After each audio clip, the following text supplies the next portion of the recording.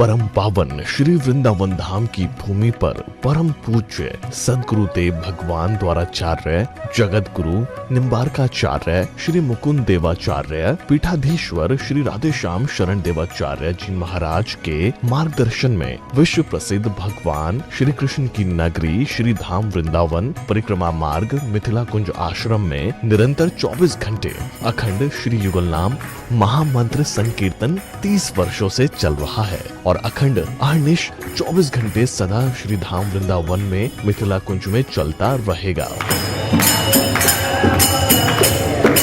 आज विश्व भर में अनेकों मंदिर हैं, किंतु भागवत का कोई मंदिर नहीं है।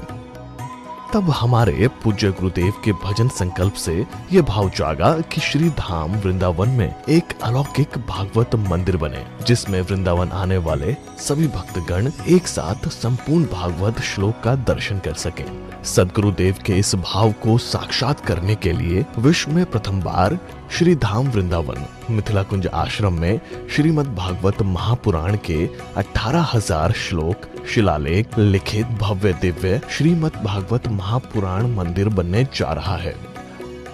आप सब भी इस दिव्य भागवत मंदिर में अपना तन मन धन से सहयोग कर श्री धाम वृंदावन में अक्षय पुण्य प्राप्त करें। एक श्लोक शिलालेख की सेवा राशि मात्र 5100 रुपए है, जिसमें आपके नाम से एक श्लोक शिलालेख पर लिखा जाएगा। इसी प्रकार से आप 2 श्लोक की दान राशि 11,000 रुपए, 5 श्लोक की दान राशि 25,000 रुपए, 11 श्लोक की दान राशि 51,000 रुपए और 21 श्लोक की राशि है 1,01,000 रुपए देकर अनंत पुण्य के भागी बन सकते हैं। कहा गया है कलयुग केवल नाम आधारा। हम सब भी श्री धाम वृंदावन में अपने नाम से या अपने पूर्वजों के नाम से या घर में समस्त विघ्न बाधाओं को दूर करने के लिए श्री धाम वृंदावन में अखंड संकीर्तन कराने का अलौकिक पुण्य प्राप्त कर सकते हैं। साथ ही आपके द्वारा प्रदान किया गया सेवा राशि से हरि नाम संकीर्तन के साथ साथ संतों का भोजन एवं गौ माता के लिए गौग्रास समर्पित किया जाएगा। आप निम्न राशि प्रदान कर सदस्यता ग्रहण कर सकते हैं। एक दिन का संकीर्तन राशि मात्र 1,500 रुपए, एक माह का संकीर्तन राशि मात्र 15,000 रुपए, 12 माह की संकीर्तन राशि मात्र 21,000 रुपए से आपके नाम से निरंतर अखंड श्री युगल नाम हरि नाम संकीर्तन के साथ साथ साल के 12 माह में 12 दिन 12 संतों का भोजन गौग्रास आदि सेवाएं आपके मरणोपरांत भी चलते रहेंगे। अतः आप एक छोटा सा संकल्प लेकर हमसे जुड़ सकते हैं और श्री धाम वृंदावन मिथिला कुंज आश्रम में आप आजीवन सदस्य रहेंगे। आप वृंदावन में जब भी आएंगे तो आपके रहने की निशुल्क व्यवस्था रहेगी। Account number 1588505001309। अकाउंट होल्डर नाम Mithila Kunj trust, RTGS NEFT IFSC code ICIC 00010117, branch Vrindavan. Mobile number 9410810861। UPI Mithila Kunj trust @ICICI। ये संस्था 80G के अंतर्गत कर मुक्त है, जिसके द्वारा आप अपने दान पर टैक्स की छूट प्राप्त कर सकते हैं। आपके दान राशि की रसीद आपको बाय पोस्ट संस्था द्वारा भेजी जाएगी। साथ में आपको संस्था का प्रमाण पत्र भी दिया जाएगा।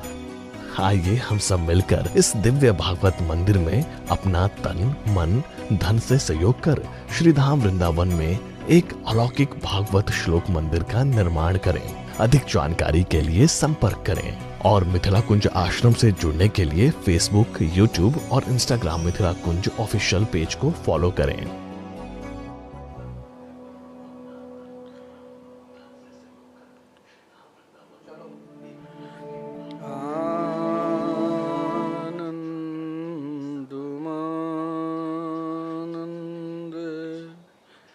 करं प्रसन्नं ज्ञानस्वरूपं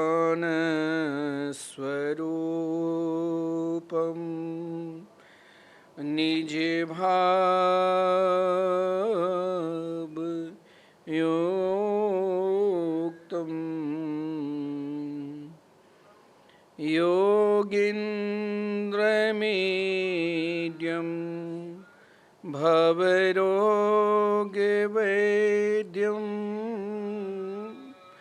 श्रीमद्गुरुं नित्यमहं स्मरामि। राधां कृष्णस्वरूपाम्बे कृष्णं राधा स्वरूपिणं कलात्मानं निकुञ्जस्थं गुरुरूपं सदा भजे। राधे कृष्ण कृष्ण कृष्ण राधे राधे, राधे श्याम श्याम श्याम राधे राधे। राधे कृष्ण कृष्ण कृष्ण राधे राधे, राधे श्याम श्याम श्याम राधे राधे। श्री वृंदावन बिहारी लाल की जय, श्री सद्गुरुदेव भगवान की जय, श्रीमद्भागवत महापुराण की जय, श्री सुखदेव जी महाराज की जय, श्री शंकर भगवान की जय, श्री हनुमान जी महाराज की जय। जय जय श्री राधे, जय जय श्री राधे। श्री राधे आनंद केंद्र स्वरूप ब्रज पुरंदर नंदन वैदिक प्रतिपाद्य श्री यशोदा के लाडले लाल श्री नंदनंदन श्री श्याम सुंदर के वांगमयी प्रतिमूर्ति श्रीमद्भागवत कथा ज्ञान यज्ञ जो हम सभी भक्त मासिक कथा मृत के रसास्वादन कर रहे हैं, इसी कथा क्रम में आज हम 12वें दिन की कथा में प्रवेश करने जा रहे हैं। इस कथा के जो मुख्य यजमान हैं उनको बहुत बहुत साधुवाद, राधे राधे। जो भक्त नित्य श्रीधाम वृंदावन से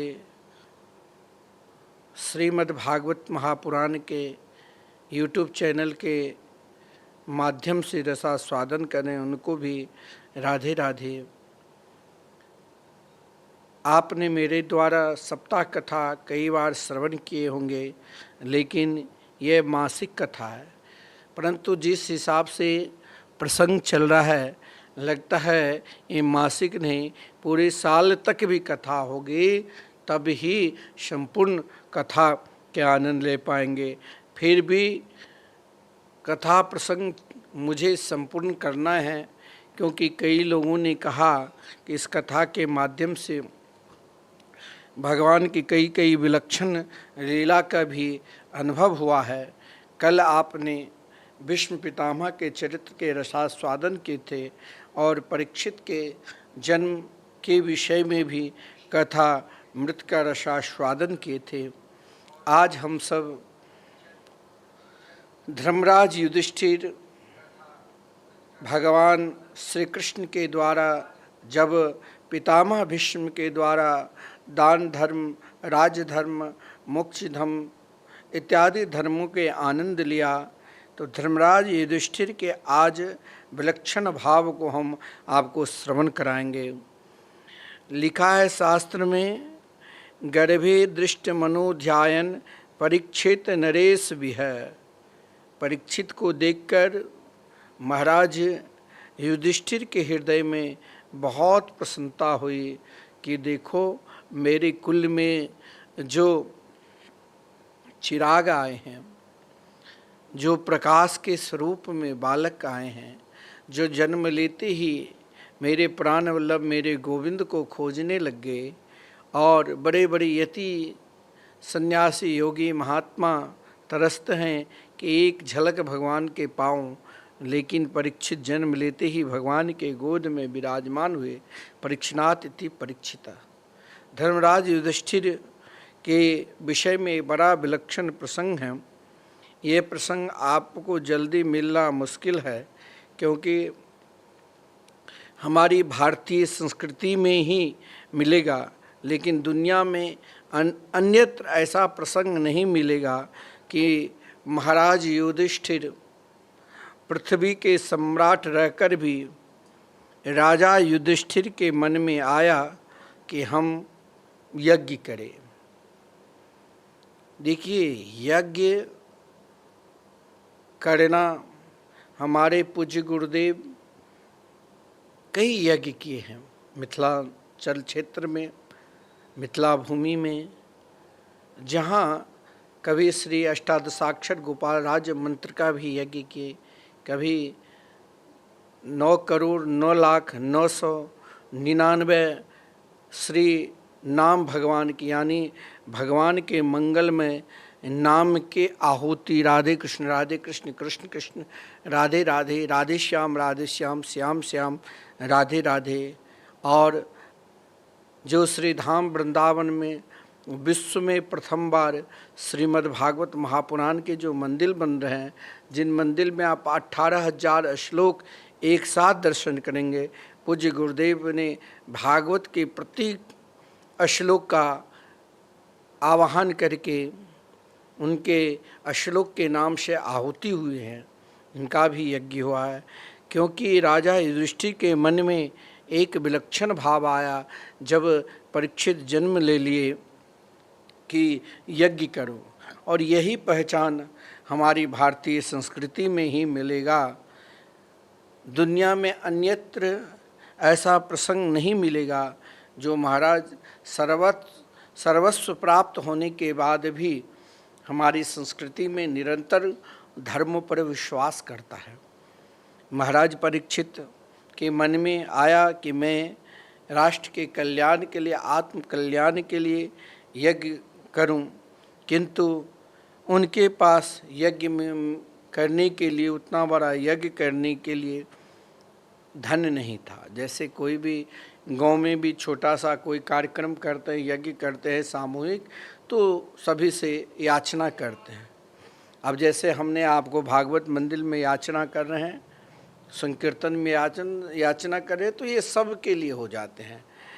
महाराज युधिष्ठिर ने सोचा यज्ञ करूं, वो भी छोटा मोटा नहीं, राजसु यज्ञ करूं और भी कई यज्ञ करूं, लेकिन उनके पास धन कम था। उनके पास यज्ञ करने के लिए उतना धन नहीं था।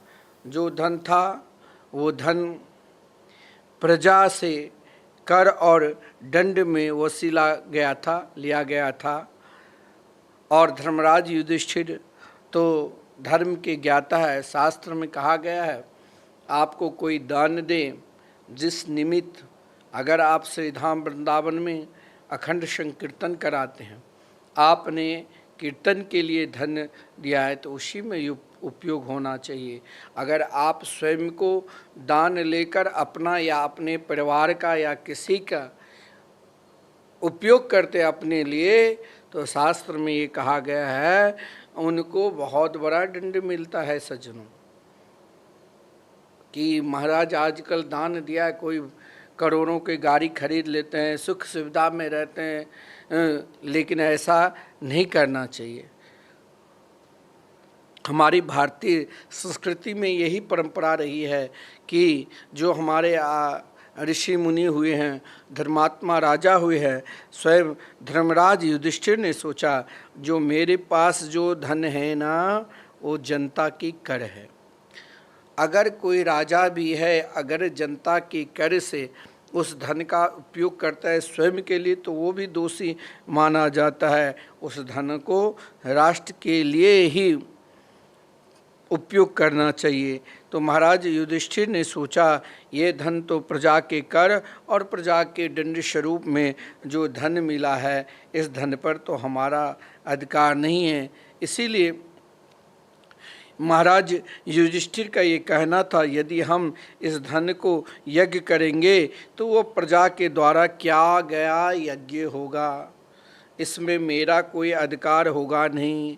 जैसे कोई सार्वजनिक काम करते हैं, चाहे अध्यक्ष बनते हैं, चाहे कोषाध्यक्ष बनते हैं, चाहे प्रचार मंत्री बनते हैं, अनेक बनते हैं, तो लेकिन एक का अधिकार नहीं होता है, क्योंकि उसमें 1 रुपया जो दान दिया है उसका भी उतना ही अधिकार है, चाहे 1 करोड़ दिया है। दान तो दोनों दान ही माना जाएगा।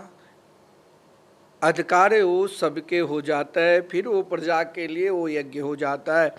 स्वयं के लिए आप जो धन कमाते हो ना, उस धन का अगर आप दान पुण्य में उपयोग करते हो तो वह दान पुण्य का धन, चाहे जो भी उसमें दशांश, चाहे जो भी आपकी इच्छा, वो धन को आप सत्कार में, भगवत कार्य में या सत्कार में, यज्ञ में लगाते हैं, अन्य सत्कर्म में लगाते हैं, तो आपका फल मिलेगा।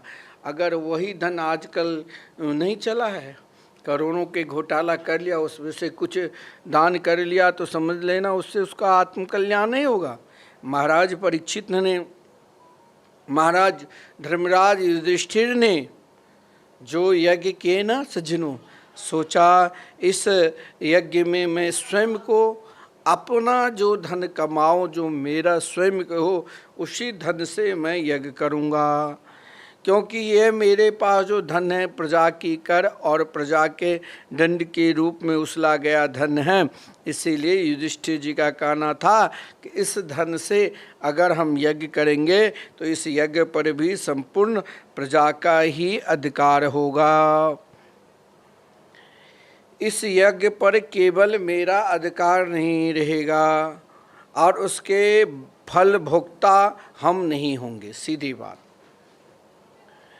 उसके लिए हमारी अपनी संपत्ति होना चाहिए। आप अपने परिश्रम के द्वारा नौकरी करते हो या घर मजदूरी करते हो या जो भी करते हो, आप स्वयं को जो धन कमाते हो वो आपका स्वधन, वो अपना धन हुआ और वो परिश्रम का धन हुआ। उस धन को आप, कई हमारे पूज्य गुरुदेव का ऐसा शिष्य है जिनने जो श्री भागवत मंदिर जो श्री धाम वृंदावन में बन रहे हैं ना, वो बेचारा स्वयं को, कोई बड़ा सेठ भी नहीं है, फिर भी गुरुदेव के आज्ञा मानकर गुरुदेव ने कहा कि 1 लाख कोई देन समर्पित करेंगे तो उनका श्रीधाम वृंदावन में मुख्य द्वार पर भागवत मंदिर में नाम रहेंगे। कई भक्त ऐसे हैं जो अपना स्वयं को जो धन, कोई किसानी के द्वारा, कोई अपना छोटा सा व्यापार करते हैं या कोई नौकरी करते हैं, फिर भी श्रीधाम वृंदावन में जो श्रीमद् भागवत महापुराण के मंदिर बनने जा रहे हैं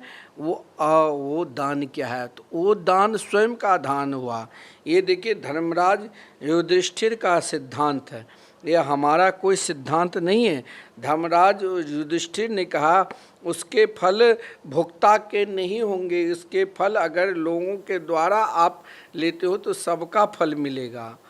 इसीलिए महाराज धर्मराज युधिष्ठिर ने सोचा मुझे अपनी संपत्ति होना चाहिए, हम अपने धर्म के लिए प्रजा संपत्ति को कैसे खर्चा करें।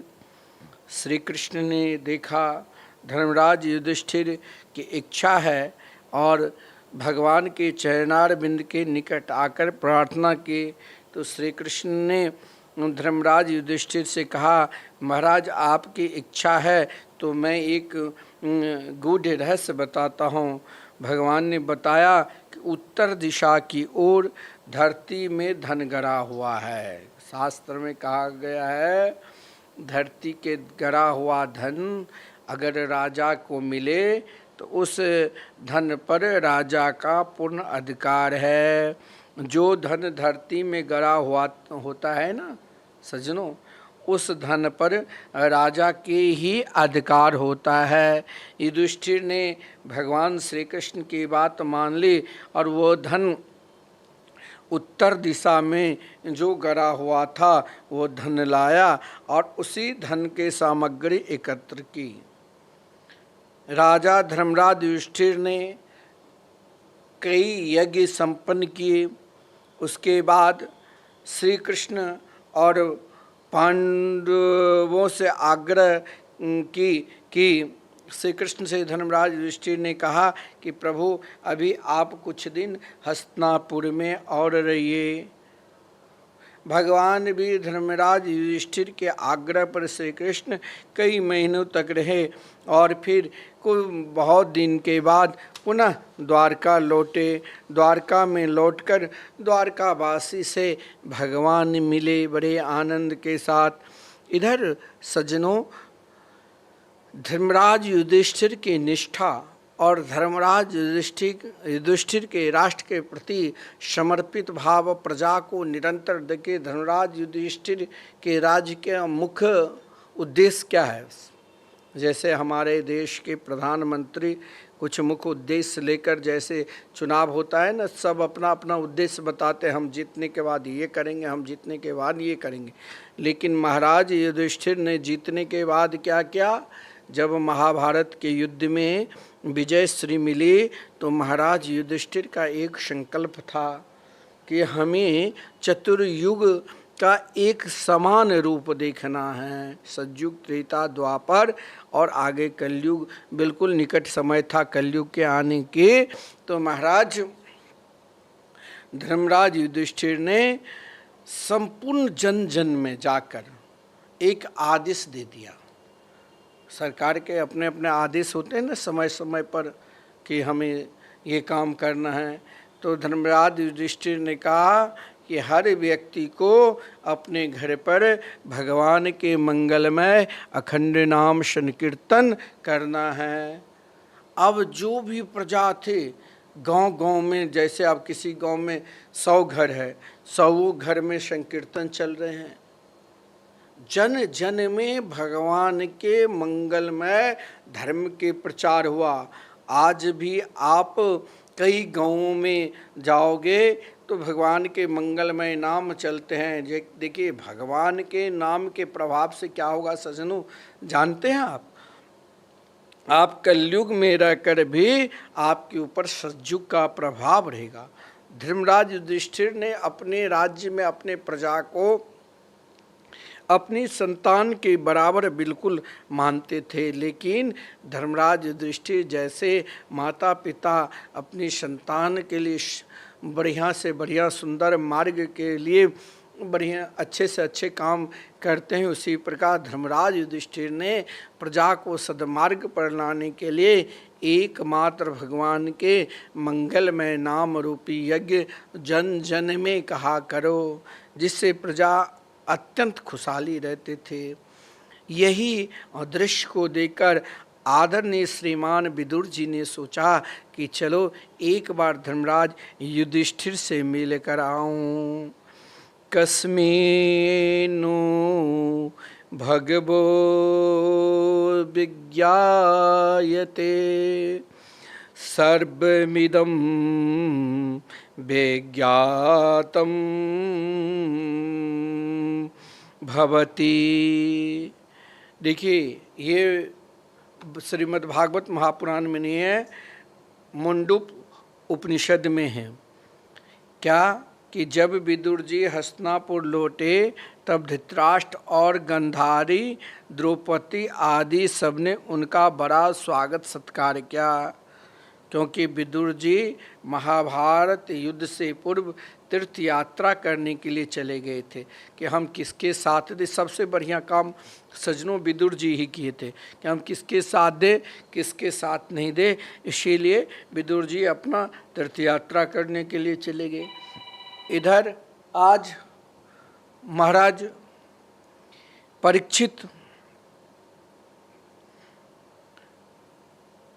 महाराज युधिष्ठिर के निष्ठा को देखकर और यहाँ उनके महाराज उत्तरा के पुत्र हुआ महाराज परीक्षित, इनके भी परम भक्त निष्ठा को देखकर ही धर्मराज युधिष्ठिर के पास आदरणीय विदुर जी महाराज आए। जब हस्तिनापुर लौटे तो धृतराष्ट्र, गंधारी, द्रौपदी आदि ने बहुत स्वागत सत्कार किया, पूजा की। शास्त्र में कहा गया है, श्रीमद् भागवत महापुराण में लिखा है, राजा तमर्हयान चक्रे कृतासेन परिग्रहम्। विदुर जी अपने आसन पर विराजमान हुए। जब वो आराम कर चुके तब श्रीमान युधिष्ठिर जी ने बड़े विनय पूर्वक प्रश्न किया और विदुर जी के चरणार बिंद को दबाते हुए पूछा। महाराज युधिष्ठिर ने विदुर जी से कहा, विदुर जी, जैसे पक्षी अपने पंखों की छाया में अपने अंडों को सेता है, वैसे ही आपने अपनी पक्ष छाया से निरंतर हम पांचों भाई की हमारी सेवा की है। आपने हमको विपत्तियों से बचाया। देखो यहाँ देखो, धर्मराज युधिष्ठिर के प्रसंग में इसीलिए आपको श्रवण करा रहा हूं जो आज समाज में जरूरी है। युधिष्ठिर जी, हम आज पहले हमें कोई काम कर देता था ना तो हम भूल जाते थे, चलो महाराज इसने क्या। कई लोग ऐसा है जो कोई शहर में पूर्व से रहने लग गया, वो महाराज ऐसे समाज सेवी थे जो उनके निकट जो भी आए उनको बहुत सम्मान दिया, नौकरी लगाया, आदर सम्मान किए कि इनका जीविका चलने लग जाए। लेकिन वो जब बड़े हो जाते हैं तो भूल जाते हैं। लेकिन हमें आज ये समझना चाहिए कि धर्मराज युधिष्ठिर जब पृथ्वी के सम्राट बने उस समय आदरणीय श्रीमान विदुर जी के धन्यवाद दे रहे हैं। महाराज, आपने हमें आज, यदि हम राजा बने तो उसमें पूर्ण रूप से आपका योग है, क्योंकि आपने हमें महान से महान विपत्तियों से बचाया। युधिष्ठिर जी की कृतज्ञता को आप समझिए। जिस मनुष्य के हृदय में अगर कृतज्ञता नहीं है, अमुक व्यक्ति ने हमें उपकार कर दिया, अरे रहने दो, इसने तो हमें कुछ नहीं किया, ये तो केवल वैसे बोलते हैं। लेकिन देखिए धर्मराज युधिष्ठिर की भगवान के विषय में युधिष्ठिर की कृतज्ञता देखिए। आदरणीय विदुर जी से क्या कह रहे हैं, जिस मनुष्य के हृदय में सज्जनों अगर कृतज्ञता नहीं है वो भगवान की भक्ति नहीं कर सकता है। आपको अगर कोई उपकार किया है तो आपको हर स्थिति में, हर परिस्थिति में मानना चाहिए कि इस व्यक्ति से हमें बहुत कुछ मिला है, इस व्यक्ति ने हमें उस समय मेरे को रक्षा की जिस समय हमारे साथ कोई देने वाले नहीं थे। इस व्यक्ति ने हमें उस समय सहारा किया जब हमें ना जाने कितने दिन से हम भूखे प्यासे थे। लेकिन आज के समय में क्या हो जाता है, हम भूल जाते हैं। लेकिन धर्मराज तो धर्मराज है जो स्वयं धर्म के ज्ञाता है, धर्म के स्वरूप को वही पहचानता है कि जिसने आपको जीवन में एक बार उपकार किया ना, उसे कभी भूलो नहीं, उसे निरंतर उसी प्रकार आदर दो। जिस समय आप दुखी अवस्था में थे और दुखी अवस्था में आपको कोई सहारा नहीं किया और वो व्यक्ति आपको सहारा किया, आज आप सर्व समर्थ हो गए तो आज आप उनको भूल गए। लेकिन धर्मराज युधिष्ठिर ने कहा, जिस मनुष्य के हृदय में कृतज्ञता नहीं है वो भगवान की भक्ति क्या कर सकता है। अगर कृतज्ञता नहीं है और आप भगवान की भक्ति दिखाओगे तो यही कहा गया, महाप्रभु ने क्या, अति भक्तिर चोरे लक्षणा। जब आप उन व्यक्ति की परोपकार की याद नहीं कर रहे हो जो समय पर आपको काम दिया, आज उस व्यक्ति को नकार रहे हो। आज स्वयं कहते हो हम बहुत बड़े भक्त हैं, लेकिन यहाँ धर्मराज युधिष्ठिर ने क्या कहा, ये सुनने लायक है। कहा, जिस मनुष्य के हृदय में कृतज्ञता नहीं है, कृतज्ञता अगर नहीं है सज्जनों, तो भगवान की भक्ति नहीं कर सकता है। क्योंकि शास्त्र में कहा गया है, कृतज्ञ व्यक्ति न तो आँख देने वाले के प्रति कृतज्ञ होगा और न दिल देने वाले के प्रति कृतज्ञ होगा और न ज्ञान देने वाले के प्रति कृतज्ञ होगा, क्योंकि उसके हृदय में क्या नहीं है? कृतज्ञता ही नहीं है। सज्जनों, आप मेरी बात जान गए ना। एक बात और है, अगर भगवान के दर्शन करना है, किस किस को भगवान के दर्शन करना है? देखिए, यहाँ तो कुछ संत बैठे हैं, और आपको मैं एक बात बताऊं, अगर भगवान को दर्शन करना है तो एक बार आपको क्या बनना पड़ेगा जानते हो? पक्षी होना भी आवश्यक है।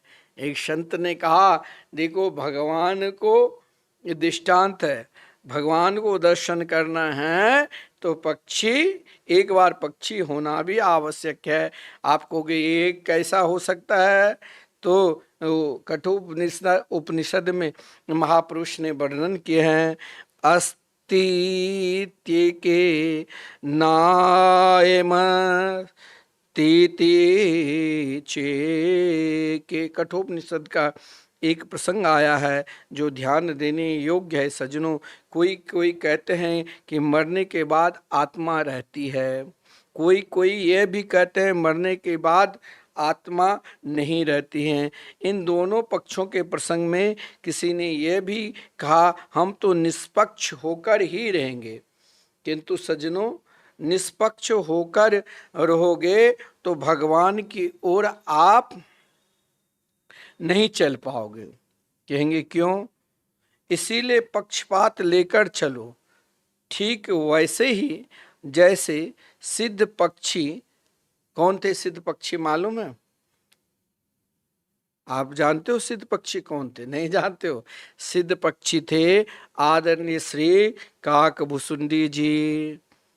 काकभुसुंडी जी महापुरुष सिद्ध पक्षी थे, पक्षी थे। और भी कई ऐसे हैं जो महाराज अंतिम स्थिति में गिद्धराज जटायु ने प्रभु श्री राम की गोद में निरंतर राम नाम लेते अपने शरीर को त्यागा, आदि चलते हैं। एक बार भगवान के पक्ष में हो जाओ, और जब आप भगवान के पक्ष में हो जाओगे, भगवान से मिल जाए, तो अपने पक्ष को, पक्ष यानी अपनी पंख को, तर्क वितर्क रूपी पंख को काट कर फेंक देना, जिससे भी हम उड़ नहीं सके। इसीलिए कठोपनिषद में कहा बात है कि आपको एक बार पक्षी का उपमा दिया, और वो भी कौन सा पक्षी? तो सिद्ध पक्षी श्री काकभुसुंडी जी। जब आप इस तर्क वितर्क को, जब आप इच्छा प्रकट करोगे भगवान मिल जाए, तो अपने पक्ष को, तर्क वितर्क रूपी जो पक्ष है, उसे काट कर फेंक देना, जिससे फिर वो कहीं उड़ नहीं पाएगा, ना कहीं जा पाएंगे। जब तक सज्जनों, जब आप तर्क वितर्क रूपी पंख को काट दोगे, वो तब फिर कहाँ उड़ पाएंगे? पक्षी के पंख ही नहीं रहेगा तो कहीं उड़ पाएगा? केवल एक ही सहारे से रहेंगे। जब आप एक सहारे, जब तक आप भगवान न मिल जाए, तो एक पक्ष में होना है। भगवत पक्ष होना यानी जब तो हमें एक ही पक्ष में निरंतर रहना, हमें किसी पक्ष में नहीं जाना है। आजकल देखते हैं वहाँ स्वार्थ हुआ तो हम इस पार्टी से जुड़े रहे हो, अब तो ये जाने वाले हम उस पार्टी, हम स्वयं को स्थिर नहीं रहते हैं। लेकिन एक जगह आप अपने तर्क वितर्क रूपी पंख को काट कर केवल एक पक्ष में हो जाओ। क्या? भगवत पक्ष होना। जब तक आप भगवत पक्ष नहीं होंगे, तब तक उस परम पद को कैसे प्राप्त करोगे? लेकिन धर्मराज युधिष्ठिर तो अपने आप निरंतर भगवत पक्ष में ही समर्पित थे। धर्मराज युधिष्ठिर ने आदरणीय श्रीमान विदुर जी से कहा कि महाराज, आप तो स्वयं, आपसे मैं क्या पूछूं, आप जैसे भगवत भक्त तो स्वयं तीर्थ स्वरूप है। तीर्थ स्वरूप के रूप में कहा कि भगवान, आप तो स्वयं तीर्थ स्वरूप है, आपके विषय में मैं क्या बताऊं? धर्मराज युधिष्ठिर कहते हैं, भवद्विधा भगवता तीर्थ भवदुधा भगवता तीर्थभूता स्वयं विभो तीर्थी कुर्वन्ति तीर्थानि स्वान्तस्थेन गदावृता। युधिष्ठिर जी ने श्रीमान विदुर जी से कहा, आप जैसे भगवत भक्त तो स्वयं तीर्थ होते हैं। देखिए, एक बात आपसे कहूं, ध्यान देना, तीर्थ कौन है? आप अनेक तीर्थ में गए, कई तीर्थ में जाते हैं, वहाँ पर महाराज किसी कारण विघ्न होता है, रहने के रूम ने भोजन की व्यवस्था नहीं, कई जगह आपको लगता है कि यात्री को बहुत परेशान करते हैं, अब कहीं नहीं जाओ। लेकिन तीर्थ जाओ। कौन सा तीर्थ? जो नाम जापक है। अगर आप भगवान के मंगलमय नाम के आश्रय ले लिया है, और आप अपने पूज्य गुरुदेव ने कहा आप भगवान के मंगलमय नाम लो, जितना नाम बताया, नाम का आश्रय ले लिया और आप स्वयं मंगलमय नाम लेने लगे, आप सब कुछ छोड़ सकते हैं। लेकिन आप जो नित्य भगवान के मंगलमय नाम जाप कर रहे हैं, उसे आप अगर नहीं छोड़ रहे हो तो आप स्वयं तीर्थ के स्वरूप हो। फिर भी आपके निकट आपकी छाया भी पड़ने मात्र से, एक महात्मा कहा करते, देखो भाई, साधु संत नाम जापक जो महापुरुष है, उनके निकट रहने से यदि आप भजन नहीं करते हो तो चलेगा। कहेंगे कैसे चलेगा? उनकी छाया पड़ने से, उनके आदेश मानने से, उनके प्रति विश्वास रखने से, उनके प्रति स्वयं को आत्मसमर्पण भाव रखने से, जो नाम जापक महापुरुष है उनके सानिध्य में रहने से ये सब होता है। यहाँ वृंदावन आते हैं, आज कई हजारों के तादाद में लोग क्यों आते हैं कि एक संत प्रेमानंद बाबा है, बहुत नाम जाप करते हैं, और लोगों की देखिए, अगर वो करे ना करे ये वो जाने, लेकिन कई लोगों को नामनिष्ठ तो जरूर बना दी है। अगर आप नामनिष्ठ स्वयं को हो गए हैं, राधे कृष्ण कृष्ण कृष्ण राधे राधे, राधे श्याम श्याम श्याम राधे राधे, अगर आप नामनिष्ठ हो गए हैं, नाम के स्मरण करते हैं, तो फिर आपको कहीं तीर्थों में भटकने की भी जरूरत नहीं। आपने संपूर्ण तीर्थ का सार तत्व को ही ले आए साथ में, आप स्वयं तीर्थ स्वरूप हो गए। फिर आपको कहीं जाने की जरूरत नहीं है। मैं नहीं कह रहा हूं, ये स्वयं धर्म के अवतार धर्मराज युधिष्ठिर ने जब आदरणीय विदुर जी के पास 1000 माला, आप 1000 माला महात्मा लोग नहीं फेरते रहते हैं, 1000 माला गर्दन में लटकाए हुए और सीताराम सीताराम राधे श्याम के मंगल में जाप कर रहे थे, श्री कृष्ण के मंगल में नाम जाप, उनकी जान भजन निष्ठ को देखकर आदरणीय धर्मराज युधिष्ठिर ने कहा, महाराज आप जैसे भगवत भक्त नाम जापक स्वयं तीर्थ ही है। आप स्वयं तीर्थ होते हैं। तीर्थों को तीर्थ बनाने का ताकत आप में है। देखिए, किसी तीर्थ स्थान में जाते हो ना, तीर्थ की महिमा क्या है, वहां कोई नाम जापक संत के जरूर दर्शन करो, क्योंकि वो तीर्थ को भी तीर्थ बनाने की ताकत उनके अंदर है। ये धर्मराज युधिष्ठिर ने आदरणीय श्रीमान विदुर जी से कहा, अनेक प्रश्न किए कि आप द्वारका भी गए होंगे। देखिए, भगवान के भक्त होते हैं ना, उनकी यही पहचान है। आप कहोगे कि भगवान के भक्त की क्या पहचान है? देखिए, भगवान के भक्त को पहचान करना है, वो दुनिया की सारी बात बोलते बोलते अंतिम स्थिति में आपको वहीं ला देंगे। कहाँ? जहाँ भगवान के नाम, भगवान के रूप, भगवान की लीला और भगवान की धाम की चर्चा करने के लिए आपको भी मंजूर कर देंगे। अब यहाँ श्रीमान धर्मराज युधिष्ठिर ने अन्य चर्चा करते हुए कहाँ पहुंच गए, सीधे श्री कृष्ण के द्वारका नगरी, और कहा भगवान आप तीर्थ तो अनेकों स्थान में किए होंगे, लेकिन उन तीर्थों की महिमा सुनाते सुनाते मुझे एक तीर्थ को जरूर महिमा सुनाओ। वो कौन सा? तो श्री द्वारका। आप द्वारका धाम जरूर गए होंगे, यदि नहीं गए होंगे तो वहाँ के हमारे भाई बंधुओं के समाचार तो आप अवश्य प्राप्त किए होंगे। जैसे आप किसी तीर्थ में जाते हो ना, तो नहीं कहते तीर्थ में अमुक संत मिले, आपको अमुक संत मिले, अमुक व्यक्ति मिले, अरे महाराज वो तो बहुत भजनानंदी है। यही बात धर्मराज युधिष्ठिर ने कहा कि आप हमें सब कुछ बताइए।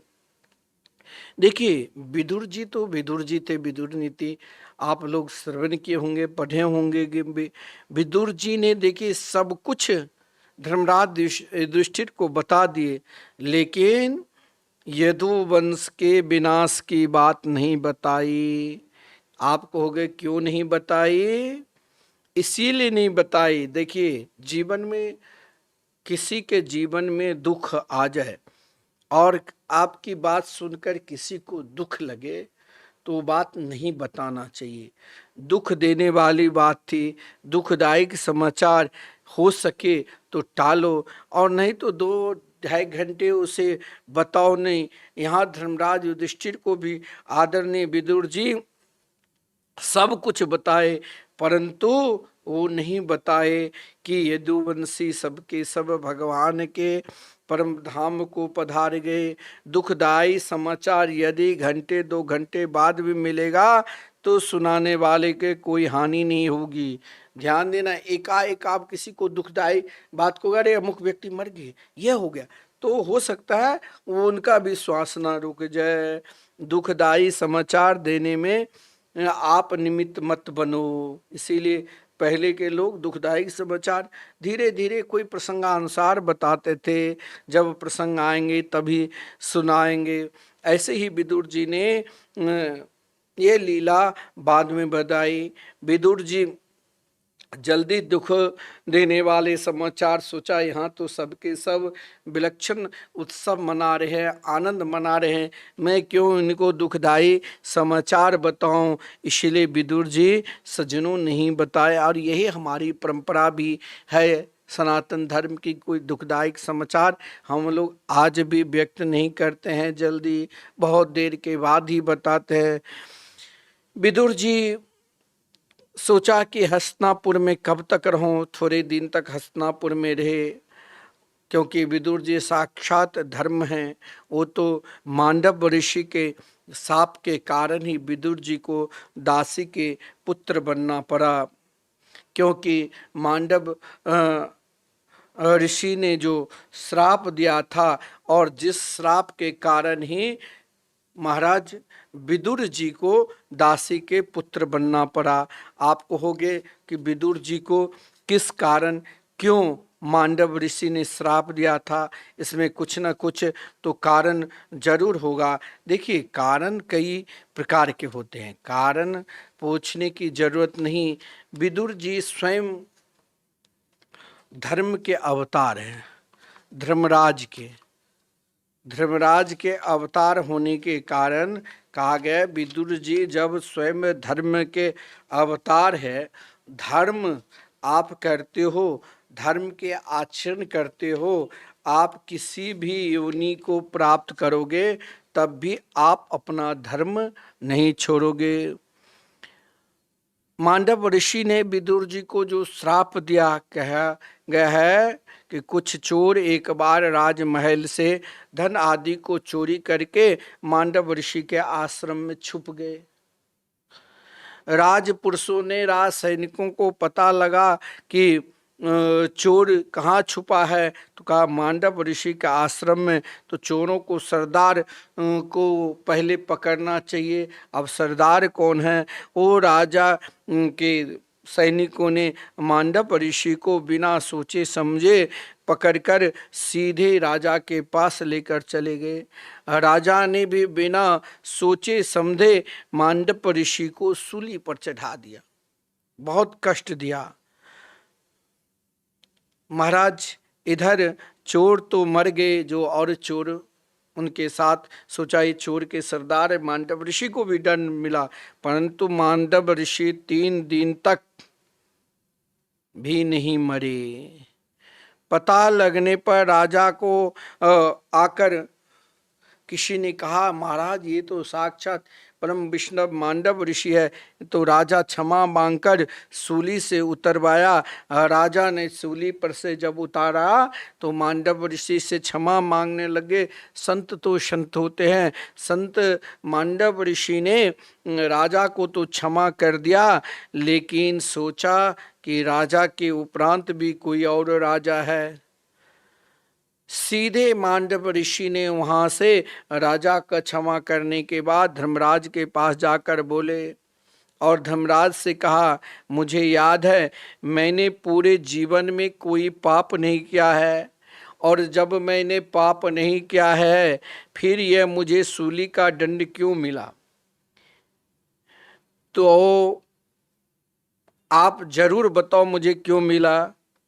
अब धर्मराज क्या बोलेंगे? धर्मराज ने टालने की कोशिश की, फिर भी मांडव ऋषि ने कहा मैं श्राप दे दूंगा, सत्य बोलो। फिर धर्मराज ने कहा ठीक है, आपने एक बचपन में एक छोटी सी टिंडरे, वो एक होता है छोटी सी कीड़ा की तरफ, उसे आपने कांटे की सूल पर चढ़ा दिया था जिससे वो मर गया सूली पर।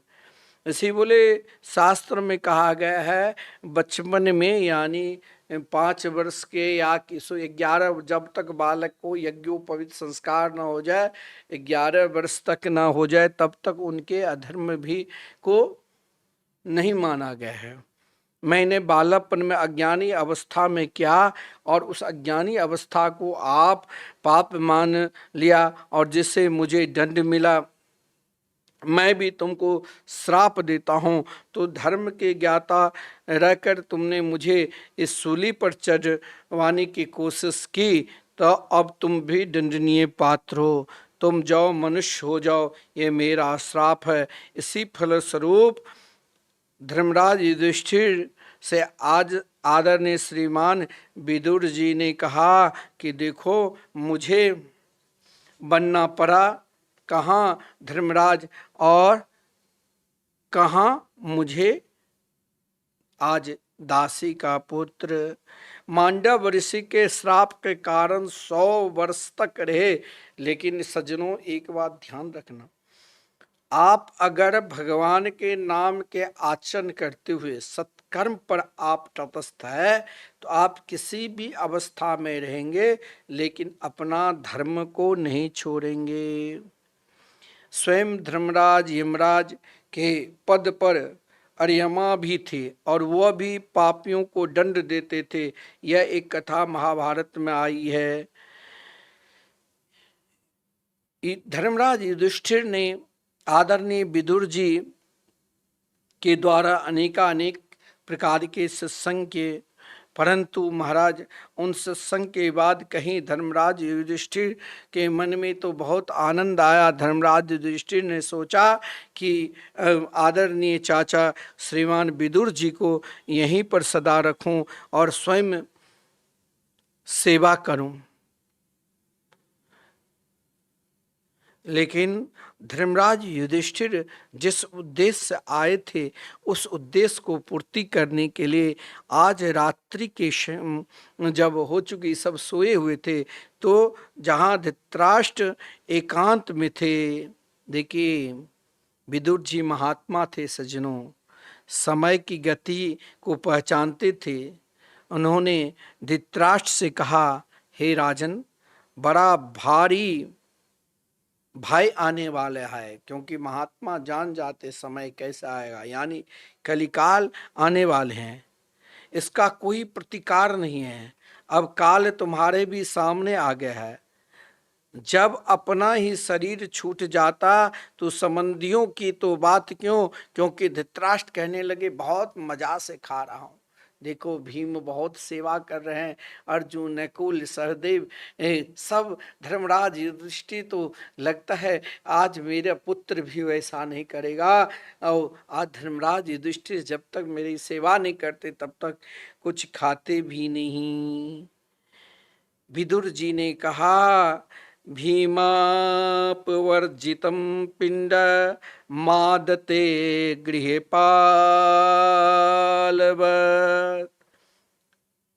विदुर जी ने कहा इसके अंदर वैसे वैराग्य आने वाले नहीं हैं। जैसे कुत्ते को रोटी के टुकड़ा डाला जाता है वैसे तुमको अपमानित करके भीमसेन तुम्हारे पास भोजन भेजता है, फिर भी तो बहुत आनंद के साथ यहाँ पर हो। बहुत समझाया। देखिए महात्मा की कृपा से अगर आपके अपना धर्म के प्रभाव नहीं है, लेकिन सज्जनों कोई महात्मा अगर आपके ऊपर भजनानंदी संत कृपा कर दे तो आप जरूर मान लेना कि आपका कल्याण कर सकता है।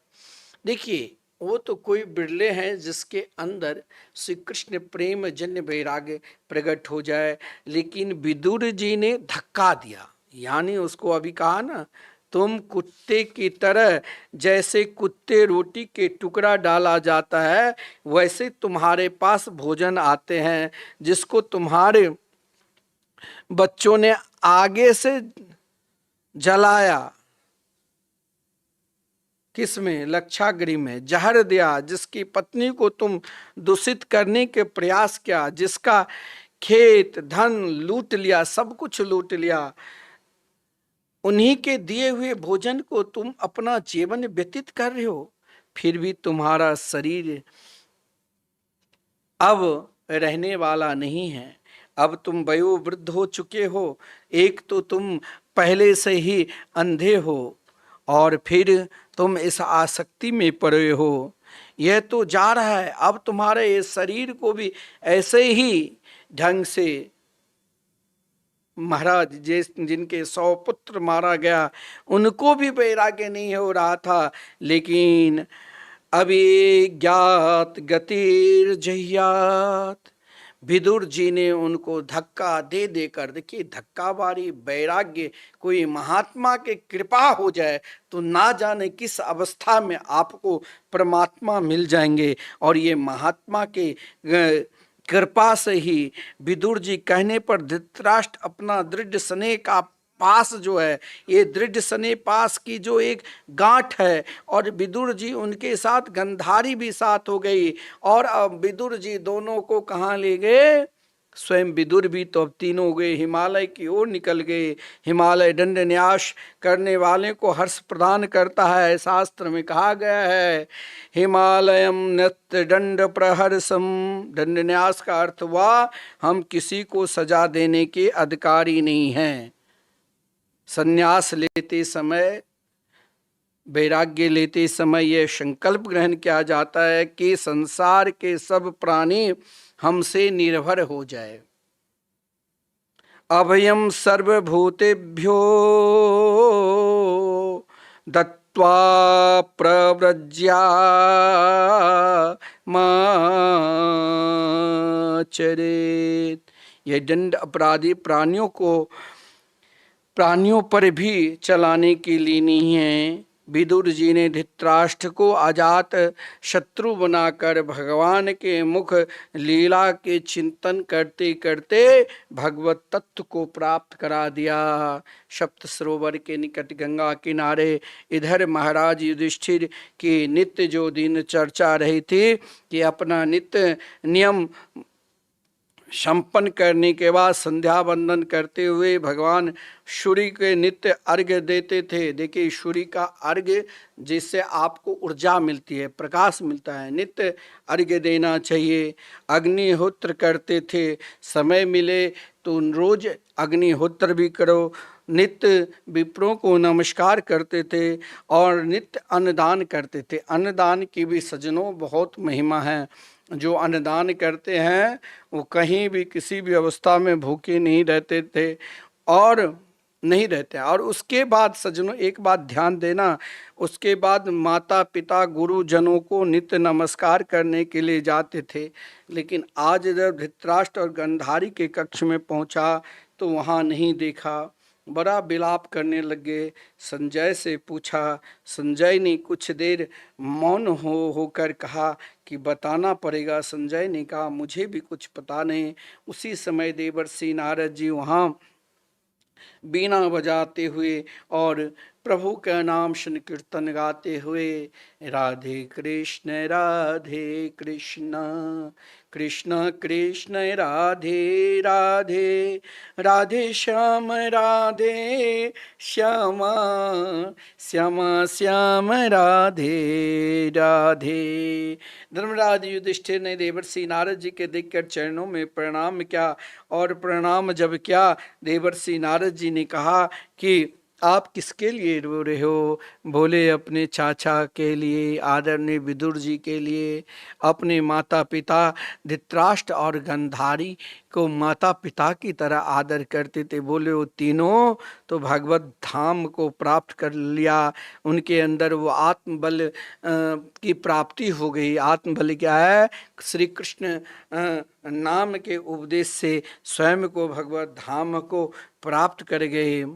इधर महाराज देवर्षि नारद जी जब धर्मराज युधिष्ठिर से कहा, धर्मराज युधिष्ठिर ने भी स्वयं को स्वयं अपने आत्म कल्याण के लिए अब यहाँ पर जब देवर्षि नारद जी ने कहा कि धर्मराज युधिष्ठिर अब आप भी संभल जाओ, क्योंकि सामने कलिकाल आने वाले हैं। कलयुग अब बिल्कुल आने ही वाले थे, बिल्कुल किनारे आ गए थे।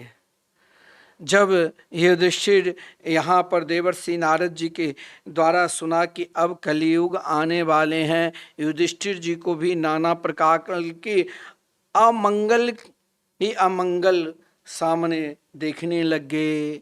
अपशगुन नाना प्रकार के शरीर में होने लग गया। आकाश धरती में भी अपशगुन होते देख रहे थे। नाना प्रकार के अपशगुन देखकर धर्मराज युधिष्ठिर ने अमंगल की बात सोच रहे थे कि अभी तक अर्जुन नहीं आए। भीमसेन से पूछा, गता सप्ताह धुना मासा भीमसेन तवानुज नायति कस्य वा हेतुर्नाहं वेदेद मंजसा। धर्मराज युधिष्ठिर ने भीमसेन से कहा कि अभी तक अर्जुन नहीं आए। इतने दिन हो गए क्योंकि कलयुग बिल्कुल अब अपने समय पर ही उपस्थित हो गए। कलयुग को देखकर घबरा गए थे। घर से निकलते ही गिदर को देखकर गिदर चिल्ला रहा है, रो रहा है। महाराज सारा अपशगुन ही देखते देखते थे, जिस कारण अपशगुन को देखकर महाराज धर्मराज युधिष्ठिर ने सोचा लगता है कलयुग आ चुका है। उसी समय आदरणीय अर्जुन जी, उनका मुख लटका हुआ था, आंखों में आंसू बह रहे थे। उनकी दशा कभी देखने ऐसे स्थिति को धर्मराज युधिष्ठिर ने नहीं देखा था, जिस कारण धर्मराज युधिष्ठिर के बड़ी चिंता हुई। उन्होंने एक एक का नाम लेकर पूछा, क्या मेरे प्रभु द्वारकाधीश तो सब कुशल तो है ना? पहले कुशल प्रश्न की यही रीति रिवाज था। कोई दूर देश में रहता था तो उसकी चिट्ठी आती थी, तो उसमें गांव भर के लोग नाम लेकर जब चिट्ठी आती थी तो जो उनके निकटवर्ती थी तो उनका नाम ले लेकर उनका भी कुशल क्षेम होता था। फिर बाद में उसे पूछा जाता था। युधिष्ठिर ने सारी द्वारका के जितने भी उनके रिश्तेदार है सबके नाम ले लेकर पूछा कि अमुक व्यक्ति कुशल है ले, परंतु अर्जुन मौन है। परंतु अर्जुन को पूछने पर भी अर्जुन हिम्मत नहीं कर रहे हैं। बहुत देर के बाद अर्जुन बोलना प्रारंभ किया। जब धर्मराज युधिष्ठिर ने पूछा, ये बताओ आप कुछ बोल नहीं रहे हो, क्या मेरे प्रभु, मेरे कन्हैया, मेरे श्री कृष्ण कैसे है? क्योंकि उन्हीं के दृष्टि में, उन्हीं के द्वारा आज हम सब सुरक्षित है। फिर अर्जुन की दशा देखकर फिर धर्मराज युधिष्ठिर बोले, तुमको क्या हो गया है? आज लगता है तुम्हारे मुख का तेज कहाँ चला गया? हे अर्जुन, तुम्हें कोई तो रोग तो नहीं लग गया है क्या? कोई तुमको तिरस्कार तो नहीं किया है? न दत्त मुक्त मर्थिभ्य आयसायेत प्रतिश्रुतम। अर्जुन की दीन दशा को देखकर धर्मराज युधिष्ठिर का ये विलक्षण संवाद है। क्या किसी को तुमने वह वस्तु नहीं दी जिसके लिए उनकी आशा बंधी थी? यह भी एक तेजहीन होने का। क्या इसी कारण तुम उदास हो? क्या तुमने किसी को बुरा कार्य हो गया है? क्या तुमको किसी ने पराजित कर दिया है? नाना प्रकार के प्रश्न पूछने लगे, परंतु धर्मराज युधिष्ठिर जब प्रश्न किया तब श्री कृष्ण के ध्यान में मग्न अवस्था में अर्जुन धीरे धीरे अपने आंसू को पोंछे और क्या कहा सज्जनों, सुनना। नृपमग्रजमीत्या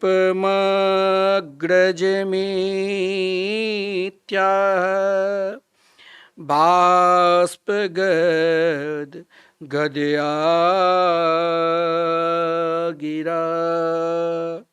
बाष्प गदगद वाणी से कहने लगे उदास होकर, महाराज आपने जितने कारण बताए वे सब कुछ नहीं हुआ, किंतु आप हमारे परम प्रिय मित्र हमको ठग लिया, यानी श्री कृष्ण को अपना सखा भी मानते थे। इसी से हमारा तेज, अर्जुन कह रहे हैं, कम हो गया। अब तो मेरा ये शरीर प्राण शरीर है, लेकिन लगता है ये शरीर में प्राण नहीं, मुर्दे के समान हो गया।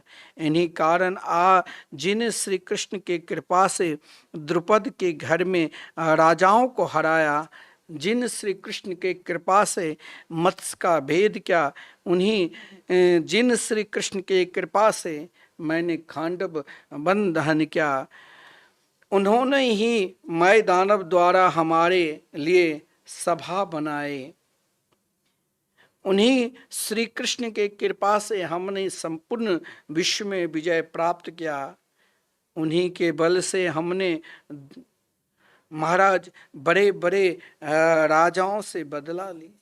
जिन श्री कृष्ण के कृपा से हमने दुर्वासा ऋषि जैसे महापुरुष, जिसने श्राप देने के लिए तत्पर था, जिन श्री कृष्ण के कृपा से दुर्वासा के संकट से हमें बचाया, आज वही हमें छोड़कर चले गए। एक बार क्या हुआ, दुर्वासा ऋषि कई वर्षों तक दुर्योधन के पास रहा। दुर्योधन ने बहुत सेवा की, और जिस सेवा के फलस्वरूप मैंने कहा ना, दुष्ट अपनी दुष्टता को कभी न त्यागे, तो सज्जन को भी अपनी सज्जनता को कभी नहीं छोड़ना चाहिए। दुष्ट का कृपा है, दुष्ट वो क्या करेंगे, वो अपना छल बल दंभ से आपको किसी न किसी प्रकार के मोहित कर लेंगे। कोई कार्य करा लेगा आपसे, धन ठग लेंगे, या अन्य भी कार्य कर सकता है, लेकिन आप उनके समान मत होना। आप अपनी सज्जनता पर निरंतर चलते रहना, एक न एक दिन उन दुष्ट का अंत होता ही है। इधर श्रीमान अर्जुन ने धर्मराज युधिष्ठिर से कहा कि जिन दुर्वासा ऋषि जो श्राप देने में प्रबल है, उनसे भी हमने आशीर्वाद ले लिया, क्योंकि दुर्वासा ऋषि बहुत दिन तक दुर्योधन के पास एक बार रहा। दुर्योधन पर प्रसन्न होकर कहा, मुझसे कुछ मांगो। दुर्योधन दुष्ट था। दुर्योधन ने कहा, मुझे महाराज कुछ नहीं चाहिए, अगर आप देना ही चाहते हो तो वन में भटक रहा है पांडवों के यहाँ, आप ये 10,000 शिष्यों के साथ में जाकर एक दिन भोजन करके आओ, यही हमें चाहिए। महात्मा सीधे साधे होते हैं। दुर्वासा ऋषि को जब दुर्योधन ने प्रेरणा दी तो 10,000 अपने शिष्यों के साथ सीधे धर्मराज युधिष्ठिर के यहाँ पहुँच गए। धर्मराज युधिष्ठिर ने देखा कि हाँ तो महाराज 10,000 ऋषि अतिथि के रूप में आए हैं। वो उस समय कहाँ थे सज्जनों? तो वन में थे। और भगवान भुवन वासुरी के द्वारा जो पात्र था वो भी पात्र द्रौपदी धोकर रख चुकी थी, क्योंकि द्रौपदी भोजन कर चुकी थी। जब द्रौपदी भोजन कर लेती थी कुछ वहाँ पर शेष नहीं रहता था।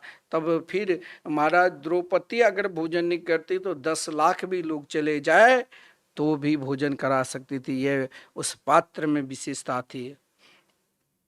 अब यहाँ दुर्वासा ऋषि श्राप देने के लिए तैयार थे और इधर द्रौपदी ने भगवान से प्रार्थना की, कृष्ण कृष्ण महामहो बाहो देवकी नंद नाभ्य।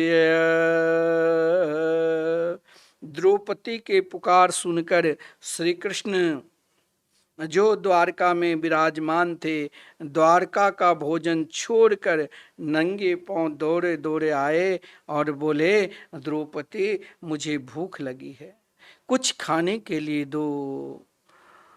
द्रौपदी यहाँ असमंजस अवस्था में, भगवान ने कहा कि द्रौपदी जरा उन बटलोही में देखो, कुछ न कुछ होगा। द्रौपदी बाहर गई, कहा कुछ भी हो, एक तिनका भी हो।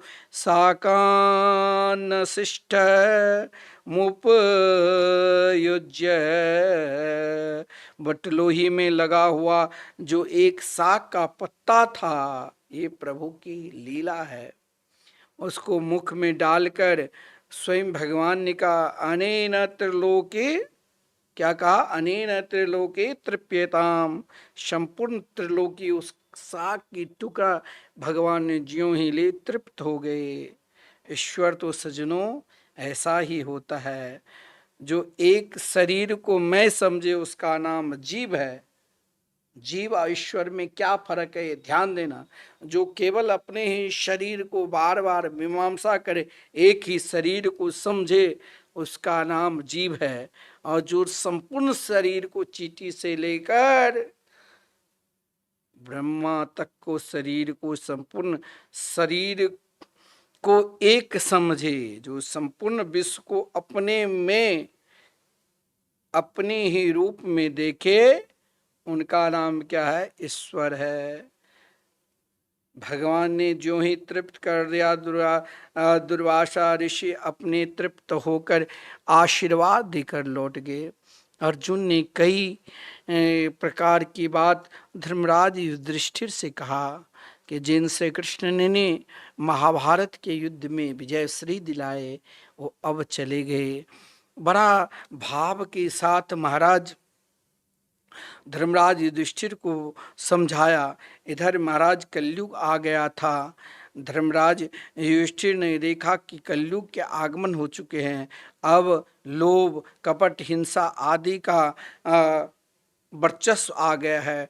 तो अपने पुत्र महाराज परीक्षित को पृथ्वी के पति के रूप में, पृथ्वी के राजा बनाकर अभिषिक्त किया। और स्वयं महाराज धर्मराज युधिष्ठिर तो धर्म के ज्ञाता थे और ब्रजनाभ को मथुरा में सूरसेनो, मथुरा के राजा बनाकर अधिपति बनाया। उसके बाद अपने प्रजा को सुंदर भगवत धर्म के उपदेश देकर संपूर्ण यज्ञादि से निवृत्त होकर और धर्मराज युधिष्ठिर पांचों पांडव, माता द्रौपदी, सब के सब भगवत धाम की ओर प्रस्थान किया। सज्जनों, इधर महाराज परीक्षित में संपूर्ण गुण, धर्मराज युधिष्ठिर की तरह संपूर्ण गुण, धनुर्धारी श्री अर्जुन की तरह संपूर्ण गुण, बल में देखा जाए तो भीमसेन की तरह, सुंदरता में देखा जाए तो नकुल सहदेव की तरह संपूर्ण गुण होते हुए भी महाराज परीक्षित प्रजा को जिस प्रकार धर्मराज युधिष्ठिर ने अपना समान बनाया वैसे ही बनाए। और महाराज इरावती की उत्तर की बेटी इरावती से उनका ब्याह हुआ, जिसमें जन्मे जय जैसे बड़े पुत्र हुए। महाराज परीक्षित भी अपने कार्यकाल में 3 अश्वमेध यज्ञ गंगा जी के पावन तट पर किए।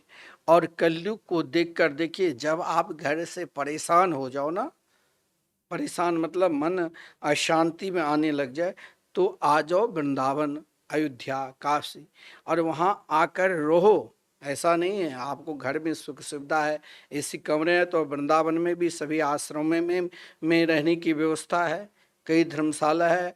आजकल लोगों आश्रम में सबको चाहिए ऐसी व्यवस्था, वो सब है। लेकिन आप कुछ धाम आओ तो शांति चाहते हो, तो आपको ठंड घर में मिल रहा है एसी के द्वारा, लेकिन लाइट चला गया तो फिर पसीना। लेकिन ऐसा शांति का अनुभव करना है, शीतलता, तो किसी नाम जापक संत के निकट चले जाओ और वहाँ कुछ देर सत्संग करो। सत्संग के प्रभाव से क्या होगा, इस कलिकाल में रहकर भी आपके ऊपर कलयुग का कुछ भी राग द्वेष इत्यादि आपके ऊपर नहीं पड़ेगा। महाराज परीक्षित भी श्री कृष्ण लीलामृत को पान करने के लिए, दिग्विजय करने के लिए निकल पड़े। संपूर्ण पृथ्वी लोक पर दिग्विजय करने के लिए निकले। तो क्या युद्ध क्या नहीं सज्जनों, महाराज परीक्षित युद्ध नहीं क्या, जहाँ भी जाते थे वहाँ भेंट विदाई भी मिलते थे। हमारे साधु समाज में परंपरा रही है, जैसे कोई महात्मा आपके यहाँ आवे तो उसको सम्मान करना चाहिए, अनादर नहीं करना चाहिए। आपके सदगुरु आपके द्वार पर जाए तो आजकल क्या परंपरा हो गई है, गुरु, जिस गुरु परंपरा में आप दीक्षित हो ना, उस गुरु परंपरा में अगर कोई छोटा सा बालक भी बने तो आपको आदर करना चाहिए। आजकल कुछ भक्तों को ऐसा मन में हो जाता कि अरे भाई, हमारे गुरुदेव तो ऐसे हैं, ये तो अभी संसार के बात भी जानते हैं। अगर आप ये बात सोचते हो तो आप घोर पाप के भागी हो। गुरु के समान उस पीठ पर, उस आचार्य गद्दी पर या उस आश्रम पर जो बने, आपका कर्तव्य है उनका आदर करना चाहिए। आपका कर्तव्य ये नहीं है कि आपको उनके ऊपर सर्च करना चाहिए। अगर आप ये करते हो तो आपके अंदर अभी गुरु तत्व की भावना नहीं है, आपके अंदर अभी राग द्वेष ईर्षा भरा हुआ है। उस गद्दी नशीन को प्रणाम करना चाहिए। इसके अलावा आपको ये नहीं, सर आजकल नहीं कहते अरे महाराज जी ऐसे थे, ये ऐसे कर रहे हैं, ये भी आप एक अपराध कर रहे हो। लेकिन आपने जीवन में सत्संग नहीं किया, संतों के प्रति निष्ठा नहीं है, तो आपके अंदर ये भाव कैसा आएगा। लेकिन महाराज परीक्षित ने यही बात कही। महाराज परीक्षित जब किसी राजा के पास जाते थे तो उनके, आप इस भाव को ध्यान पूर्वक सुनना, मैं आज जो भी आपको श्रीमद् भागवत महापुराण की ही कथा श्रवण करा रहा हूँ, ये महापुरुषों के द्वारा लिखा हुआ है। श्री सौनक जी से जब सौनक जी ने जब श्रीमान सूत जी से पूछा कि महाराज जरा मैं यह जानना चाहता हूँ, जब धर्मराज युधिष्ठिर स्वर्गारोहण किए उसके पश्चात महाराज परीक्षित के अंदर क्या प्रभाव थे, जरा उनके प्रभावशाली के विषय में भी बताओ। जिस गुरु गद्दी पर कोई बैठ जाए उनके अंदर अपने प्रभाव आ जाते हैं। उसे आप तुलसी के पत्र शालिग्राम भगवान पर चढ़ाते हो ना, सूख भी जाते हैं पत्ते तो उनको भी वही महिमा है जो एक विशाल सुंदर हरी हरी पत्ते की महिमा है। सूखे हुए पत्ते को भी आप भगवान पर चढ़ाते हो ठंड के मास में तो वही फल मिलेगा। इसीलिए आपको कभी अपराध नहीं करना चाहिए। गुरु गद्दी नशीन कोई संत बने, क्योंकि संत का त्याग ही बहुत बड़ा है। संत जिस दिन भेष लेते हैं ना, उस दिन संपूर्ण परिवार को आप मरने के बाद पिंडदान करते हो, जिंदे में ही करके भेष धारण करते हैं।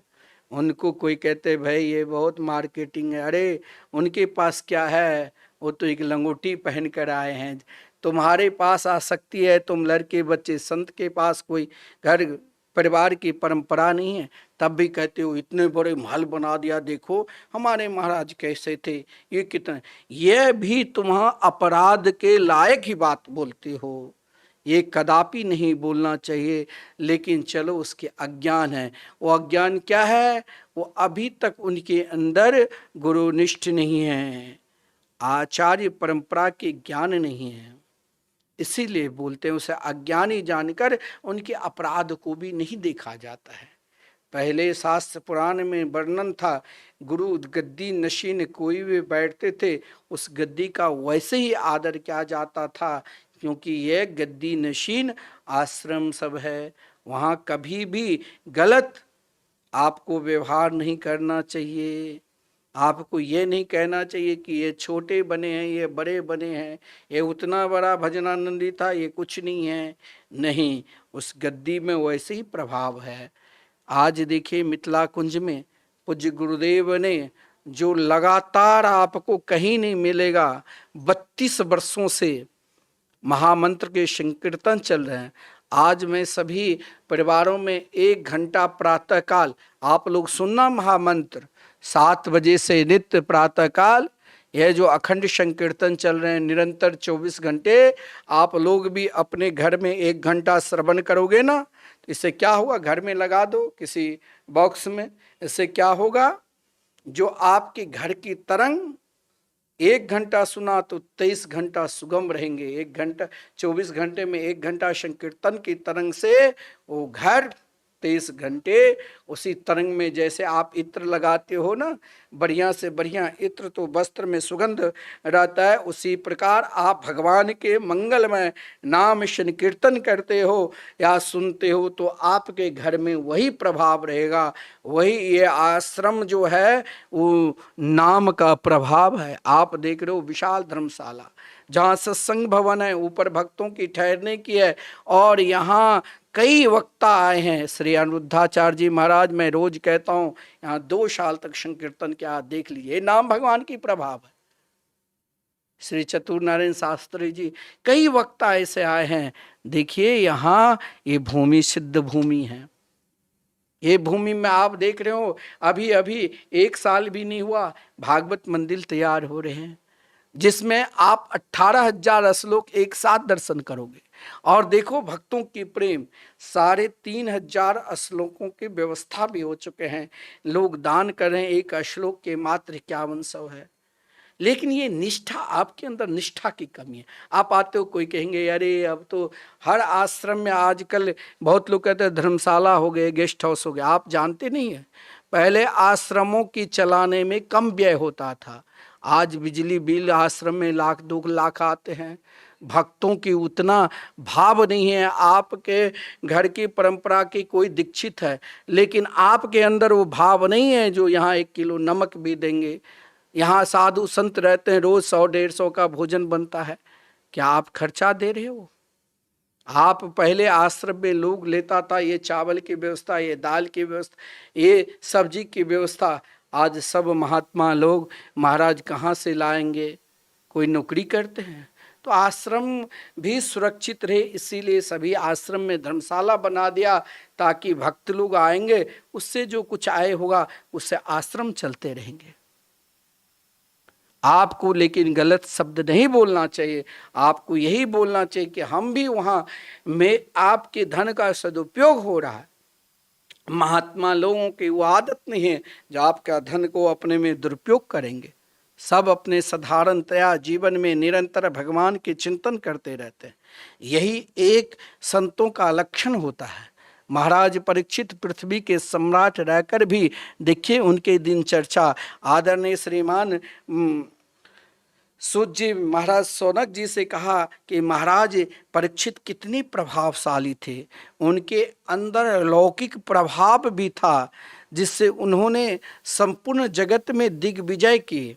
आदि दैविक प्रभाव भी था, जिससे उन्होंने, देखिए लौकिक प्रभाव भी और दैविक प्रभाव भी बहुत जरूरी है। दैविक प्रभाव के कारण आपके अंदर आज शरीर में नाना प्रकार के व्याधि क्यों होते हैं, और महात्मा लोगों के अंदर आप भी कहोगे व्याधि, तो आपकी व्याधि लेते हैं। महात्मा निरंतर भजन करते हैं, उनके अपने भजन पर विश्वास होता है, क्योंकि उनके पास लौकिक प्रभाव के साथ साथ आप लोगों से मिलते हैं तो लौकिक प्रभाव रहेगा, लेकिन दैविक प्रभाव भी रहता है। महाराज परीक्षित में दो बहुत सर्वश्रेष्ठ प्रभाव था, नोट कर लेना। कौन सा प्रभाव? तो लौकिक प्रभाव, जो संपूर्ण विश्व में दिग्विजय किया, और दैविक प्रभाव क्या था? जिस दैविक प्रभाव से कलयुग पर भी विजय प्राप्त किया, कलयुग रूपी काल को भी अपने बस में किया। ये महाराज परीक्षित के प्रभाव था।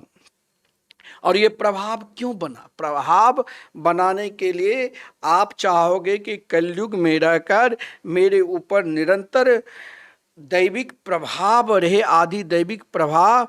तो इस कलयुग में आप भी, जैसे महाराज परीक्षित ने कलयुग रूपी काल के एक महाराज निरंतर अपने में वश में कर लिया। यदि इसका संबंध कैसे क्या? तो भगवान के मंगलमय नाम से था, भगवान की कथा से थी। जब दिग्विजय करने के लिए भी निकले, जितने भी राजा थे सब श्री कृष्ण कथा श्रवण कराने लगे। महाराज परीक्षित गद हो गए। कथा से सजनों, कथा से क्या होता है? कथा हो अथवा भक्तों की कथा हो या कोई महापुरुषों की कथा है, कथा सब कथा, ये भगवान की कथा सुनना, निरंतर सुनना चाहिए। इससे क्या होता है? मन में एक आदि दैविक प्रभाव बढ़ता है, और इस प्रभाव को बढ़ाने के लिए भगवान की निरंतर कथा सुनो। भगवान की महिमा कथा से ही तो महाराज परीक्षित ने कलयुग को भी अपने वश में कर लिया था। कलयुग को अपना प्रभाव महाराज परीक्षित के ऊपर नहीं चला था, वो तो महाराज भागवत के प्रागट के लिए ये सब लीला हुई। जो श्राप लगा, जहाँ जहाँ दिग्विजय करने के लिए गए, सब जब भगवान की महिमा सुना रहे थे राजा महाराजा, तो महाराज परीक्षित आदर देते थे, सम्मान करते थे। भगवान की भक्ति की कथा ये श्रवण करा रहे हैं। महाराज परीक्षित के अनेकानेक प्रभाव है। उसी क्रम में जब दिग्विजय करने के लिए निकले और दिग्विजय से जब स्वयं अपनी राजधानी की ओर लौट रहे थे, तो वहाँ एक विलक्षण प्रभाव देखा। क्या प्रभाव देखा सज्जनों? स्वयं एक बैल, बैल कौन है? स्वयं धर्म ही बैल के रूप धारण कर रखे हैं, जो एक पैर पर घूमते थे, और पृथ्वी स्वयं गाय के रूप में दिखाई पड़ी। धर्म को, सृष्टि को देखने की शक्ति के सब में नहीं होती है।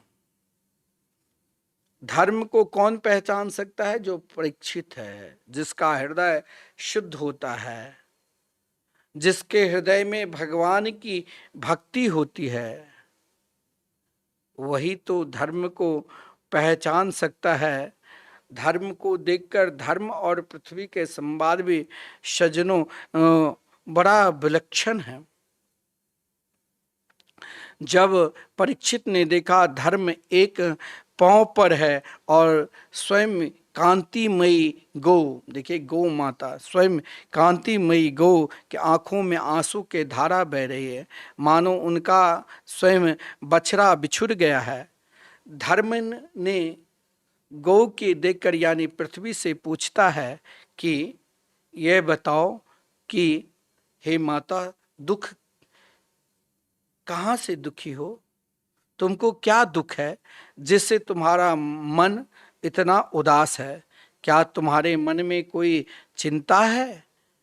क्या तुम्हारे कोई संबंधी दूर हो गया है? महाराज परीक्षित ने पृथ्वी और धर्म के आपस में चर्चा को देखकर एक क्षण के लिए, एक पल के लिए वहां ठहर गया। जब धर्म ने पृथ्वी से पूछा, क्या तुम्हारा कोई संबंधी दूर चला गया है जो तुम इस प्रकार शोकाग्रस्त हो? क्या अपने पुत्र को ये दशा देखकर, एक पांव देखकर इसलिए उदास हो? या देवता यज्ञ भाव न मिल रहा है इसलिए उदास हो। आज के लोग स्त्रियों और बच्चों की रक्षा नहीं करते हैं। आज भी दक्षिण सब में महाराज बच्चों को पकड़ कर किडनी के व्यापार चल रहा है, लीवर बेच देता है, किडनी बेच देता है। क्या रक्षा नहीं हो पाते हैं इसलिए उदास हो? क्या ब्राह्मण शरीर प्राप्त कर देवी भाषा संस्कृति को छोड़कर, देखिए यह भी है धर्म के उदास, पृथ्वी के उदासी होने के कारण जो हमें अपने देवी शक्ति भाषा को हम आज निरादार कर रहे हैं, और ईसाई भाषा आंग्ल भाषा को अपने बच्चे को, आज बच्चे को रामा गच्छति तो नहीं बता देगा। क्यों? क्योंकि उसे अंग्रेजी की सेवा को जानता नहीं। यहां धर्म ने स्वयं, ध्यान देना सज्जनों, धर्म ने स्वयं माता पृथ्वी से जो गौ रूप धारण किया है, क्या ब्राह्मण वंश देवी भाषा संस्कृत को छोड़कर, अध्ययन छोड़कर आंग्ल भाषा में लग गया है, आंग्ल भाषा में, इसीलिए आप उदास हो। महाराज ये दृश्य देखकर महाराज परीक्षित को लगा कि ये कौन है। धर्म के कई प्रकार के जब पृथ्वी माता की एक एक बात जब धर्म ने पूछा तो महाराज पृथ्वी माता उत्तर दिया कि हे धर्म, तुम तो सब कुछ जानते हो, भगवान में क्या क्या गुण है। देखिए भगवान के कितनी गुण होते हैं यह भी लिख लो, ये मैं नहीं कह रहा हूँ, ये भी श्रीमद् भागवत महापुराण में वर्णन है 16वें अध्याय में। जब धर्म ने पूछा माता पृथ्वी से अनेक प्रश्न, तो पृथ्वी जान ने क्या कहा, धर्म को भगवान के गुण बताने लगे। संपूर्ण दुख का निवारण अगर करना है सज्जनों, तो इधर उधर भटकने की जरूरत नहीं है। एक मात्र भगवान के मंगलमय नाम की सहारा लेना।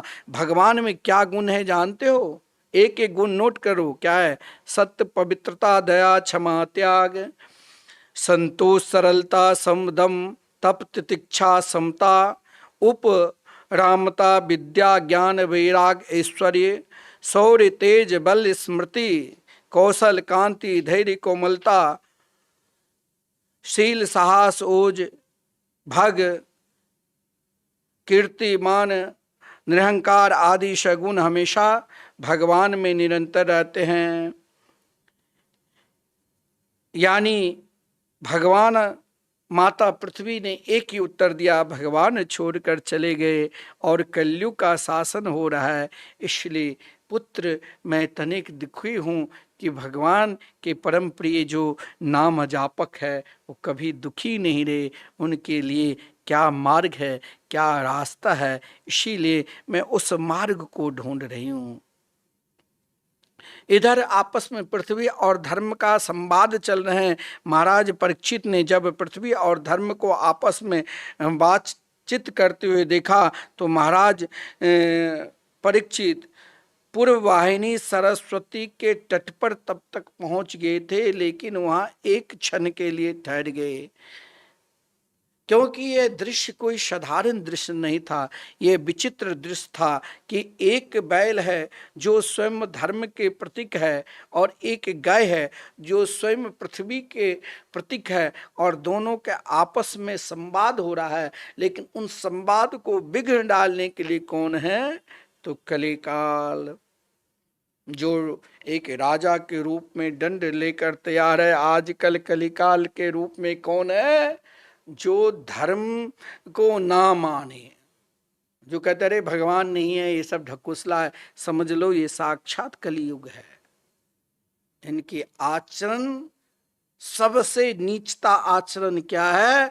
जो भगवान को ना माने वही सबसे, उनके हृदय में समझ लेना यही सबसे बड़ा नीच है। जो स्वयं अपने देह को ही सर्वस्व माने।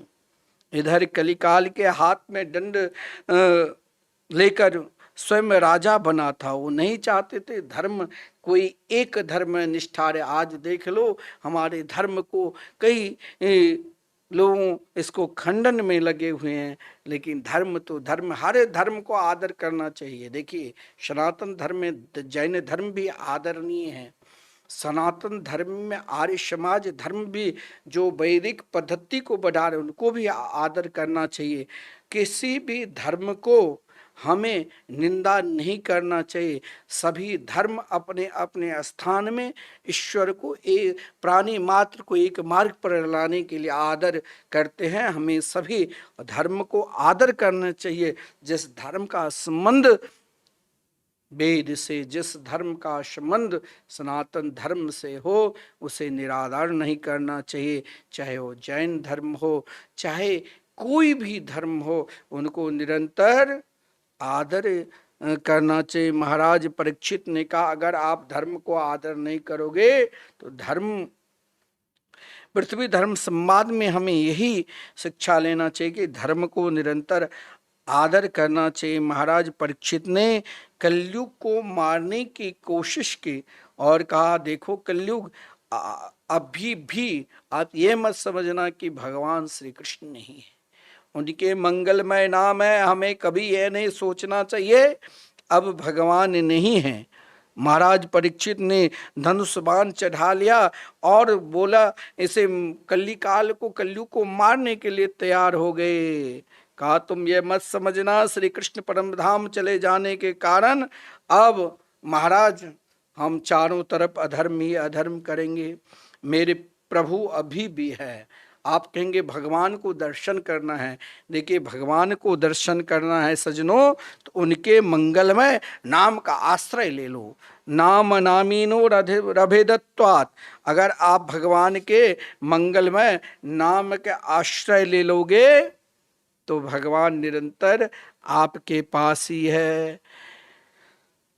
ज्यों ही महाराज परीक्षित कलयुग के मारने की कोशिश की, कलयुग महाराज परीक्षित से कहा महाराज मेरे अंदर बहुत श्रेष्ठ गुण हैं, आप जब मुझे मार दोगे तो आप स्वयं पश्चाताप करोगे। बोले आपके अंदर कौन सा गुण है, मैं तो कुछ देख नहीं रहा हूँ। कलयुग थर थर कांपने लग गया, हाथ जोड़कर बोला महाराज आप यहाँ जहाँ कहेंगे मैं वहीं रहूँगा, लेकिन मुझे कहीं ना कहीं आप स्थान तो दो, क्योंकि मुझे अभी बहुत दिन तक रहना है। देखिए कलयुग की अवस्था कितना है, 4,32,000 वर्ष। तो कहीं ना कहीं भाई हम कुछ दिन 100 वर्ष के लिए आए हैं तो बढ़िया सुंदर बंगला कोठी गाड़ी घोड़ा सब व्यवस्था करते हैं, और यहाँ कलयुग के लिए भी तो स्थान चाहिए। महाराज परीक्षित से जब कलयुग ने कहा आप जहाँ कहोगे मैं वहीं पर रहूँगा, आप जिस जगह कहोगे मैं वहीं रहूँगा।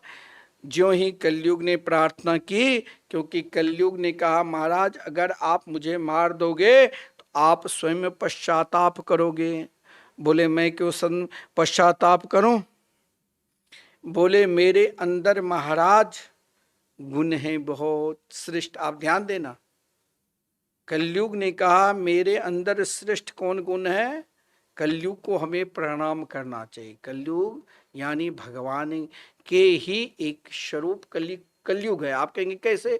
तो कलयुग स्वयं का यत् फलम नास्ति तपसा न योगे न समाधिना तत्फलम लभते सम्यक कलो केशव कीर्तनाथ। इस कलयुग में आप अनेकानेक साधना कर लो, कहीं ना कहीं त्रुटि रहेगी, लेकिन एक साधना निरंतर करोगे तो आपको जरूर भगवान मिल जाएंगे। कलयुग यानी भगवान श्री कृष्ण को निकट जल्दी मिलाने के युग है, क्योंकि उनके मंगलमय नाम का आश्रय ले लो। एक और विशेषता है, दूसरा क्या है? कुशल्याना सुसिद्ध्यंति नेत्राणि कृतानि यत्। इस कलयुग में अगर आप मानसिक पाप करोगे वो नहीं लगेगा, लेकिन कुशल्याना सुसिद्ध्यंति नेत्राणि कृतानि यत्। लेकिन इस कलयुग में मानसिक अगर आप सजनों पुण्य करोगे तो उसका फल जरूर मिलेगा। महाराज परीक्षित ने धर्म की स्थापना की। धर्म के चारों जो पांव हैं, तपस्या, पवित्रता, दया और सत्य, ये पुनः इस कलयुग में महाराज परीक्षित ने चारों पांव स्थापित कर दिया।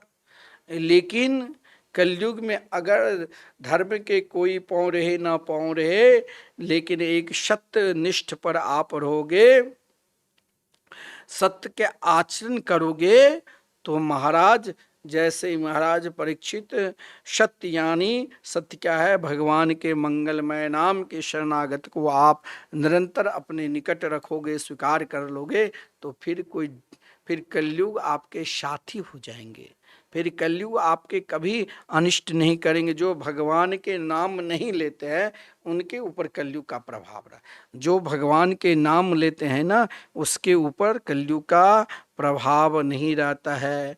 कलयुग ने जब कहा महाराज मुझे कहीं रहने का स्थान दो जहाँ पर मैं चैन से रहूं, तो महाराज आदरणीय श्रीमान परीक्षित ने काफ़ी सोच विचार कर कलयुग को कहा, जहाँ जुआ हो, जहाँ शराब पीते हो, जहाँ पर स्त्री का गमन हो, हिंसा मृत्यु हो, जाओ तुम वहाँ चैन से रहना। ये 4 स्थान दिया, तभी कलयुग, आज भी कलयुग के प्रभाव जुए में है, शराब में है, व्यभिचार में और हिंसा में का, ये चारों स्थान आपके मुख्य केंद्र रहेगा, मुख्य कार्यालय रहेगा। कलयुग ने कहा ये चारों चीजें आपके राज्य में तो कहीं नहीं दिखाई पड़ती है। जब राज्य में ही ना दिखाई पड़े तो मैं महाराज परीक्षित जब तक थे तब ये 4 चीज नहीं थे। क्या? ध्यान देना, कोई जुआ नहीं खेलता था। ये शेयर मार्केट जो आज चल रहा है, कोई बहुत बड़े हो जाते, कोई गिर कर नीचे आ जाते, ये सब नहीं था कलयुग में। ना जुआ था, कहीं जुआरी नहीं थे, ना कोई शराब पीते थे, कहीं शराब की भट्टी नहीं थी, नहीं कहीं बेविचार होता था, स्त्री को देखकर सब प्रणाम करते। और आजकल तो महाराज विदेश बेच रहे हैं और कहीं हिंसा वृत्ति, आजकल जवाब दे दो तुरंत मारकर फेंक दे। ये चारों जब तक महाराज परीक्षित थे तब तक इन चारों के प्रभाव नहीं था। और कलयुग ने कहा ये चारों चीज आपके राज्य में तो मुझे महाराज कहीं दिखाई ही नहीं देते हैं, फिर बताओ मैं कहाँ रहूं। महाराज परीक्षित ने कहा कि ये चारों चीज तो कहीं नहीं है मेरे राज्य में। बोले महाराज मैं तो फिर यही देख रहा हूँ कि आप धनुष्मान लेकर खड़े हैं, कोई उपाय करो। राजा परीक्षित ने कहा अच्छा, जहाँ झूठ मद काम निर्दयता दिखाई पड़े वहाँ रहना। अंतिम में महाराज परीक्षित से निकल गया सोना में रहना। ये क्यों कहा? क्योंकि जो अनीति पूर्वक चोरी से किसी को सोना ले ले, अनीति मार कर, तो उसमें भी कलिकाल है। श्रीमान सूत जी कहते हैं शौनक जी ऋषि से, मनुष्यों को जो अपनी उन्नति चाहता है ना, उसे इन 5 चीजों से निरंतर बचना चाहिए। धर्म, राज, लोक नृत्य और गुरुत्व, इससे बचकर ही सुरक्षित रहता है। महापुरुषों का भी सिद्धांत है। राजा परीक्षित ने बैल रूप धर्म को टूटे हुए पुनः तीनों पांव जोड़ दिए और गाय रूपी पृथ्वी को आश्वासन देकर संतुष्ट किया कि आप लोग चिंता मत करो। उस समय ऐसा लगा मानो परीक्षित उसी जंगल में बैठे बैठे स्वयं राज्य शासन चला रहे हैं, साधु संतों की सेवा कर रहे हैं। आप लोग भी निरंतर भगवान के मंगलमय नाम के चिंतन करते रहो। इधर महाराज परीक्षित जो स्वर्ण में दे दिया था ना, अब देख लो इस कलिकाल में आप एक चीज ध्यान रखना, कलयुग में चाहे आपके पास नाना प्रकार के महाराज सुख सुविधा हो, उन सुख सुविधा पाकर भी आप भगवान के मंगलमय नाम को कभी नहीं त्यागना। निरंतर नाम जाप करते रहना। नाम जाप करने से प्रभाव से आपको क्या होगा? कहा गया है, श्रीमान सूत जी ने महाराज शौनक जी को इस बात पर विशेषकर जोर दिया कि कलयुग के प्रभाव किसके ऊपर नहीं आता है? जो निरंतर भगवान के चरणार बिंद के आश्रित होते हैं। भगवान के चरणार बिंद के, यानी मुकुंद को छोड़कर भगवतार्थ, जो भगवत पदार्थ दूसरा कोई नहीं है। भगवान के सिवा इस संसार में दूसरा कोई है ही नहीं, सब नाशवान है। तो ये क्या होगा, भगवान के एक नाम क्या है, मुकुंद, और इस पीठ का नाम क्या है, द्वारा गद्याचार्य अनंत श्री विभूषि जगदगुरु निम्बारकाचार्य श्री मुकुंदेवाचार्य पीठ ट्रस्ट। और द्वाराचार्य मुकुंद देवाचार्य जी के द्वाराचार्य जो प्रयागराज कुंभ में हमारे पूज्य गुरुदेव के संतों के द्वारा, अखाड़ा के द्वारा महाराज बनाए गए थे, पद मिला था। आजकल तो नकली कोई भी लिख सकता है। कोई कहते हैं अरे हमारे आश्रम तो पूर्व से, अरे जो संतों के द्वारा मिला वर्तमान से बात करो। लेकिन कौन समझावे, आज तो महाराज कोई कुछ बन सकता है, स्वतंत्र देश है, जिसको जो इच्छा है वो कर सकते हैं। कोर्ट में जाओ, लड़ो, झगड़ा करो, लेकिन सब स्वतंत्र। कहते हैं हम स्वतंत्र है, लेकिन हमें स्वतंत्र नहीं रहना है। हमें क्या करना है, भगवान मुकुंद को छोड़कर भगवत पदार्थ का दूसरा और कोई कुछ हो ही नहीं सकता है। यहाँ क्यों कहा सूत जी मुकुंद भगवान के चिंतन के, भगवान के तो अनेकानेक रूप है। यहाँ मुकुंद के अर्थ क्या है जानते हो सज्जनों? मुकुंद के अर्थ क्या है? मुकुंद के अर्थ नोट कर लेना। आपके बच्चे का भी किसी का नाम मुकुंद है, और हमारे आचार्य चरण के नाम भी श्री मुकुंद देवाचार्य जी महाराज है। लेकिन आपको भगवान के मंगलमय नाम को मुकुंद स्वरूप का क्यों वर्णन किया है? मुकुंद का अर्थ देखो, जो मुक्ति का दान करे उनका नाम मुकुंद होता है। व्याकरण के आधार पर अगर देखना है तो क्या कहा गया है, हमारे पूज्य गुरुदेव ने इनके अर्थ क्या है, मुकुंदः मुक्तिम ददाति, जो मुक्ति का अवदान करके उसको काट कर श्री कृष्ण के मंगलमय नाम को दान करे, उसका नाम मुकुंद है। दूसरा भाव यह भी है, मुखे कुंदवत हासो यस्य, जिसके मुख हमेशा बत्ती सी खिली हुई हो, मुस्कुराहट हो, जो परमानंद में मग्न रहते हैं, उसका नाम मुकुंद है। तो हमारे जो नंद नंदन श्याम सुंदर मुरली मनोहर पीतांबरधारी हैं, उनके सिवाय दूसरा भगवत पदार्थ और कोई नहीं है। इस कलिकाल में ये ध्यान रखना सज्जनों कि हमें ये भाव निरंतर रखना कि हम भगवान के हैं और भगवान हमारे हैं। उसी विषय पर बता रहा हूँ। भगवान मुकुंद से इससे प्रेम करके जो लोग ही परम हंस वृत्ति को आश्रम में पहुंच जाते हैं, महाराज परीक्षित स्वयं को अपने आप निरंतर भगवान के मंगलमय मधुरमय नाम में आश्रित रहते थे। देखिए, नाम की कृपा से सज्जनों भागवत भगवान के प्रागट करने के लिए ये भूमिका यहाँ से प्रारंभ हुआ है। क्या कहा गया है? एकदा धनुरोदम्य विचिरान मृगयां बने मृगाननो गत श्रांत क्षोधित त्रिषितो भृशम। देखिए, यहाँ से भागवत भगवान के प्रागट की भूमिका है।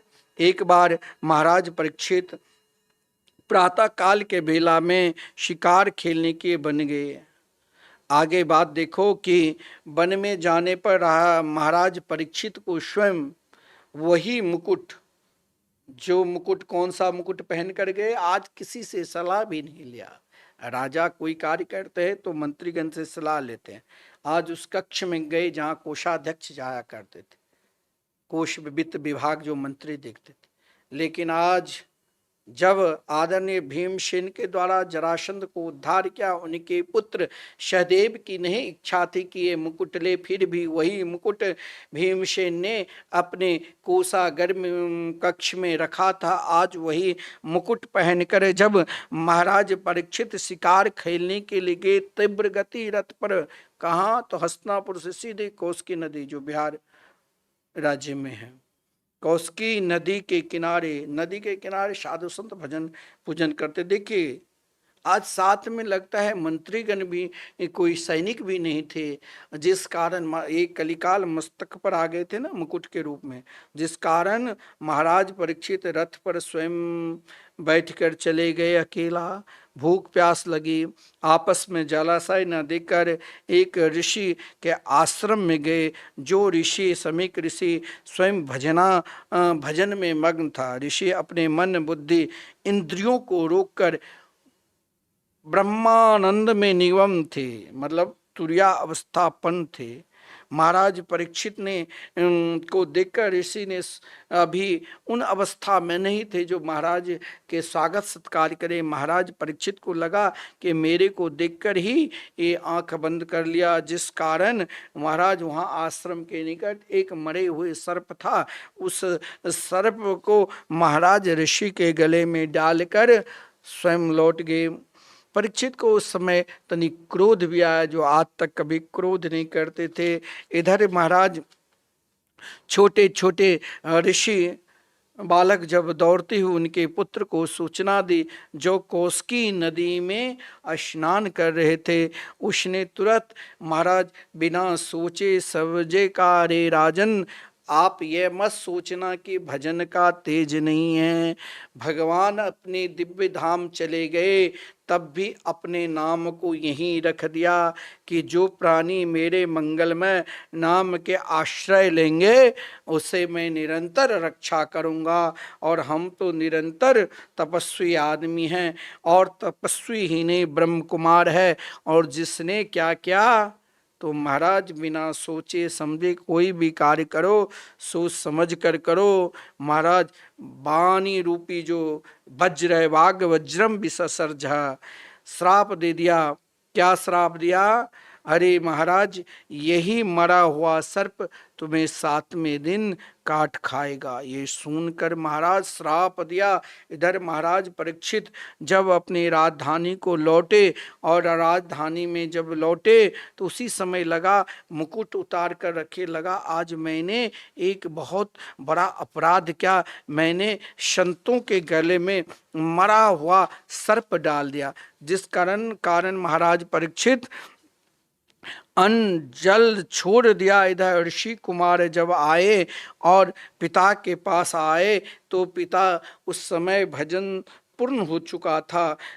पुत्र को रोते हुए देखकर सर्प को दिखा गला में। संत तो संत होते हैं, आज कल देख लो कोई भी मजाक में साधु संतों को भी मजाक करने लग जाते हैं। अरे भाई जब सभी वर्णों को सभी लोग अब कथा करने लगे, वो अपने अपने आचरण के अनुसार करते हैं, आप भी सबको आप संते कहने लग गए हो। भाई कथा तो महाराज कालनेमी भी क्या, जिस कथा को कौन सुने, हनुमान जी भी, तो क्या वो संत हो सकते हैं?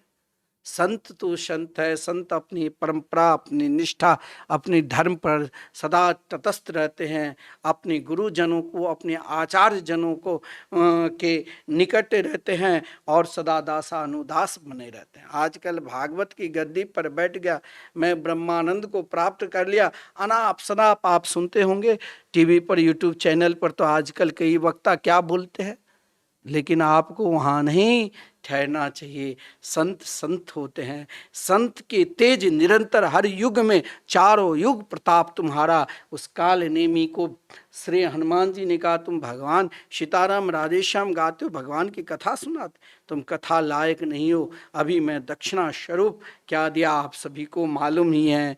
इसीलिए आप ये मत सोच लेना कि ये भागवत गद्दी पर बैठ गए तो ये बहुत बड़े संत हो गए, ये तो एक वक्ता का काम है। अब धर्म के आचरण तो स्वयं वो अपना आचरण सही करता है तो उसको नमन करो, लेकिन महाराज आज तो सब लोग एक व्यापार बना लिया है, चलो कथा सीख लेता हूँ क्या है, नाच लेंगे, गा लेंगे। आज कल मंच पर भी नाचने लगे। छोड़ो, मुझे वहाँ अंदर तक जाने की जरूरत नहीं है। आप आइए विषय वस्तु पर। महाराज परीक्षित इधर राजधानी में जब लौटे और महाराज लगा कि मैंने ऋषि को गले में मरा हुआ सर्प डालकर लौटा है। पश्चाताप करने, अन्न जल को त्याग कर दिया। हमारे पूज्य गुरुदेव कहा करते हैं, बहुत क्रोध आता है और चाहते हो कि क्रोध ना आवे तो उस दिन स्वयं प्रायश्चित करो। आपसे जैसे कोई पाप हो जाए तो उस दिन मत अन्न खाओ, तो याद बनी रहेगी। लेकिन आजकल तो महाराज छोड़ो, ये तो महात्माओं की एक अलग महिमा है, उनकी अलग एक सिद्धांत है। इधर महाराज परीक्षित भी अपने सिद्धांत बना लिया कि मैंने अपराध किया, अन्न जल को त्याग कर दिया। पत्नी ने बहुत आग्रह की, बच्चे ने आग्रह किया, लेकिन इधर ऋषि पुत्र जब पिता के पास आए, पिता ने कहा, अरे ओहो मया नीच नार्यवत कृतम, आपने बहुत बड़ी गलती की। आपने महाराज परीक्षित को इस प्रकार श्राप दिया, क्योंकि ऋषि ने जब अपने पिता से, समीक ऋषि से कहा, सिंह ऋषि मैंने महाराज परीक्षित को श्राप दे दिया, तो कहा आपने ठीक नहीं किया, अब ऐसे राजा मिलने वाले भी नहीं हैं। महाराज परीक्षित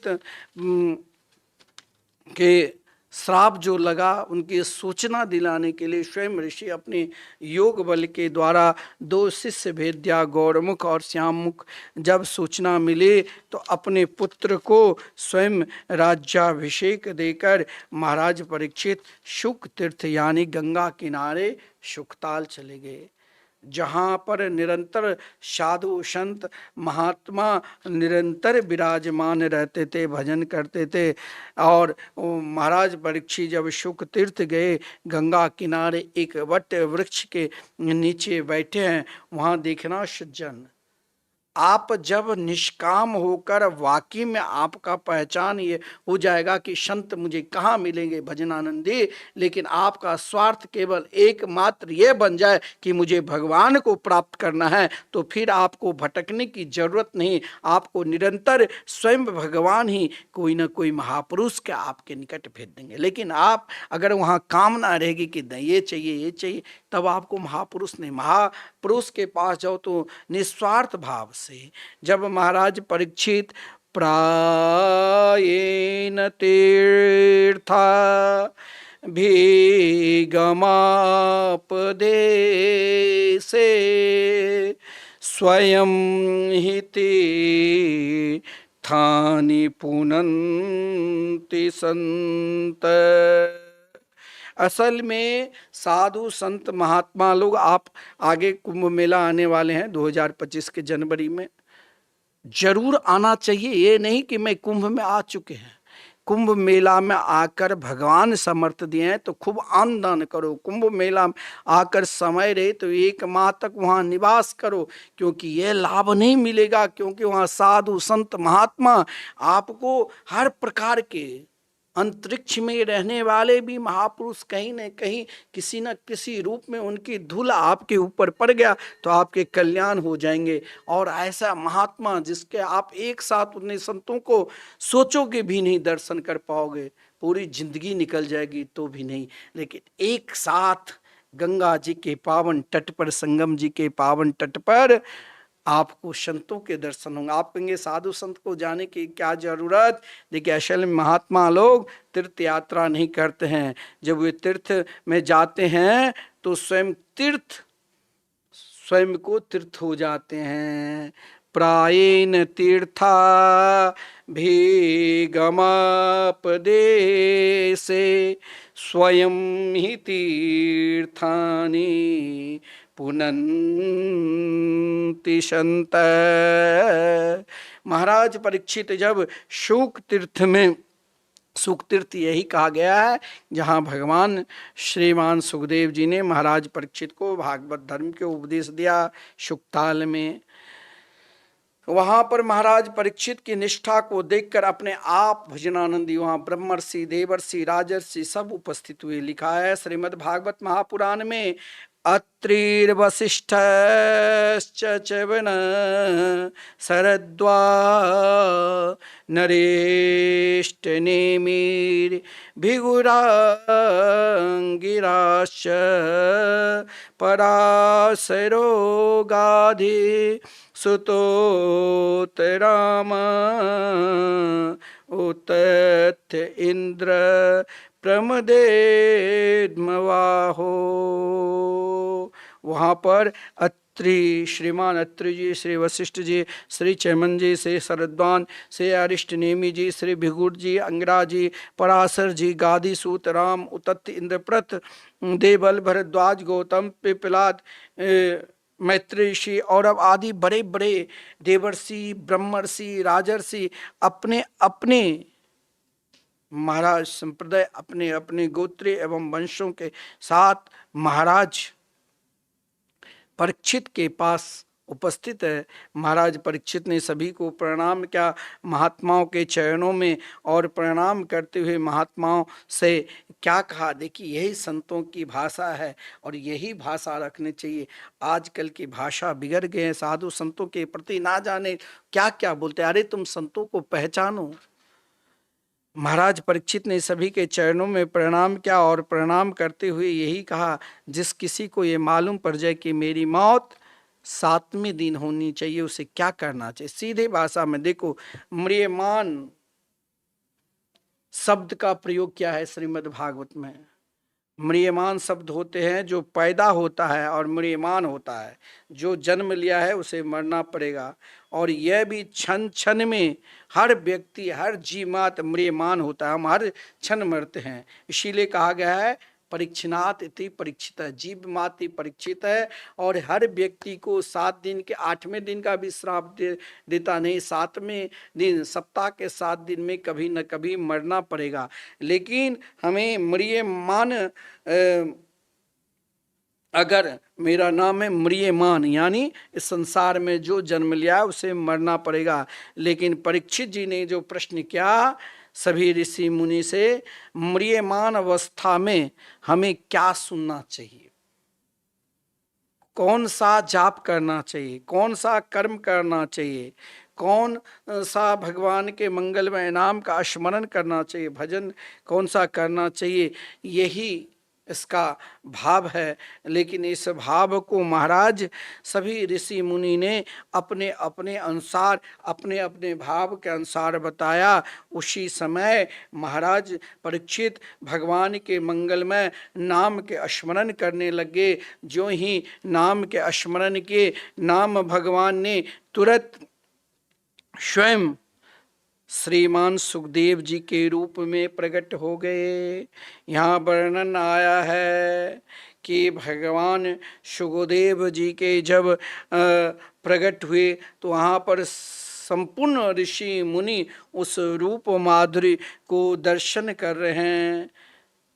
सुखदेव जी के स्वरूप कैसे हैं, तो यहाँ वर्णन करते हैं कि महाराज परीक्षित के कल्याण के लिए स्वयं भगवान शंकर ही, ये प्रसंग कुर्म पुराण में है कि भगवान शंकर, श्रावण मास में आप भगवान की मंगलमयी कथा श्रवण कर रहे हो, तो कुर्म पुराण के अनुसार श्रीमान सुखदेव जी स्वयं भगवान शंकर ही महाराज परीक्षित के कल्याण करने के लिए सुख के रूप में श्रीमान सुखदेव जी के रूप में प्रकट हुए।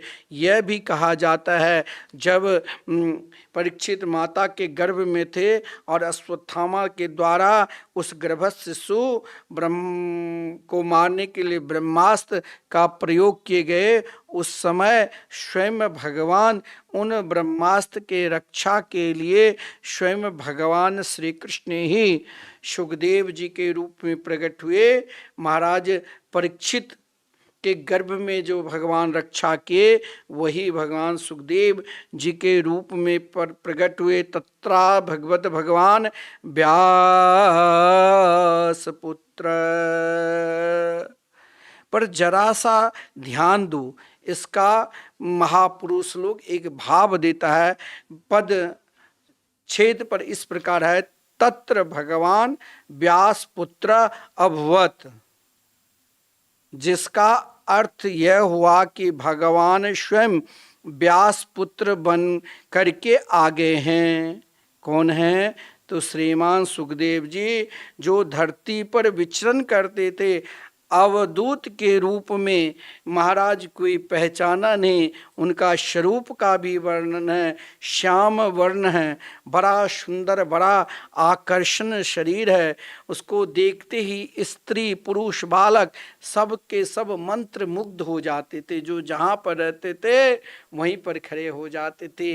लेकिन महाराज परीक्षित ने जब स्वागत किया और एक वहीं बट्टे वृक्ष के नीचे एक आसन दिए, वहाँ पर जब बैठे और महाराज परीक्षित जी ने षोडोपचार से पूजन की और पूजन करते हुए ही प्रश्न किया कि मरणासन व्यक्ति को या म्रियमान जो प्राणी है, म्रियमान प्राणी के कौन से देवता के पूजन करना चाहिए, कौन सा देवता का जप करना चाहिए, कौन सा कर्म करना चाहिए, क्या भजन करना चाहिए, यही प्रश्न क्या सज्जनों। ये जो प्रथम स्कंद हम लोग आज 12 दिन से श्रवण कर रहे हैं, 6 दिन तो महात्म्य ही लगा, तो आज प्रथम स्कंद के विश्राम होते हैं। आइए 2 बार हम सब नाम लें और कल इसका उत्तर श्रवण करेंगे। आगे हरि इच्छा से प्रसंग सुनेंगे। 2 बार नाम लीजिए। श्री वृंदावन बिहारी लाल की जय, श्री सदगुरुदेव भगवान की जय, श्री सुखदेव जी महाराज की जय, श्री परीक्षित जी महाराज की जय, श्री शंकर भगवान की जय, श्री हनुमान जी महाराज की जय। जय जय श्री राधे, जय जय श्री राधे।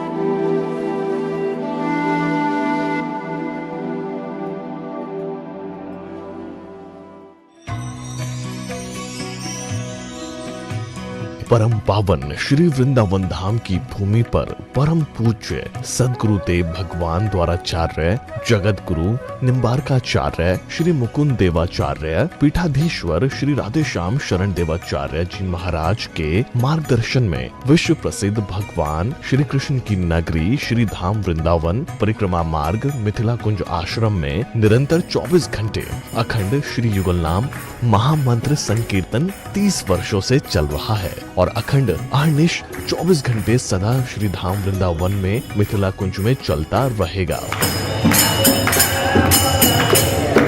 आज विश्व भर में अनेकों मंदिर हैं, किंतु भागवत का कोई मंदिर नहीं है।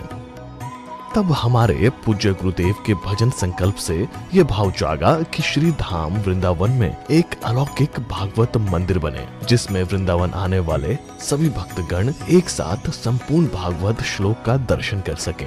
सदगुरुदेव के इस भाव को साक्षात करने के लिए विश्व में प्रथम बार श्री धाम वृंदावन मिथिला कुंज आश्रम में श्रीमद् भागवत महापुराण के 18,000 श्लोक शिलालेख लिखित भव्य दिव्य श्रीमद् भागवत महापुराण मंदिर बनने जा रहा है। आप सब भी इस दिव्य भागवत मंदिर में अपना तन मन धन से सहयोग कर श्री धाम वृंदावन में अक्षय पुण्य प्राप्त करें। एक श्लोक शिलालेख की सेवा राशि मात्र 5100 रुपए है, जिसमें आपके नाम से एक श्लोक शिलालेख पर लिखा जाएगा। इसी प्रकार से आप 2 श्लोक की दान राशि 11,000 रुपए, 5 श्लोक की दान राशि 25,000 रुपए, 11 श्लोक की दान राशि 51,000 रुपए और 21 श्लोक की राशि है 1,01,000 रुपए देकर अनंत पुण्य के भागी बन सकते हैं। कहा गया है कलयुग केवल नाम आधारा। हम सब भी श्री धाम वृंदावन में अपने नाम से या अपने पूर्वजों के नाम से या घर में समस्त विघ्न बाधाओं को दूर करने के लिए श्री धाम वृंदावन में अखंड संकीर्तन कराने का अलौकिक पुण्य प्राप्त कर सकते हैं। साथ ही आपके द्वारा प्रदान किया गया सेवा राशि से हरि नाम संकीर्तन के साथ साथ संतों का भोजन एवं गौ माता के लिए गौग्रास समर्पित किया जाएगा।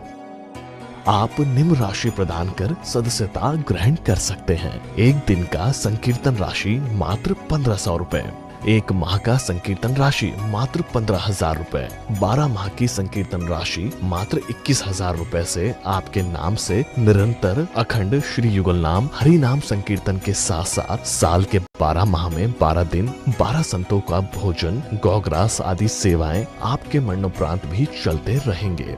अतः आप एक छोटा सा संकल्प लेकर हमसे जुड़ सकते हैं और श्रीधाम वृंदावन मिथिला कुंज आश्रम में आप आजीवन सदस्य रहेंगे। आप वृंदावन में जब भी आएंगे तो आपके रहने की निशुल्क व्यवस्था रहेगी।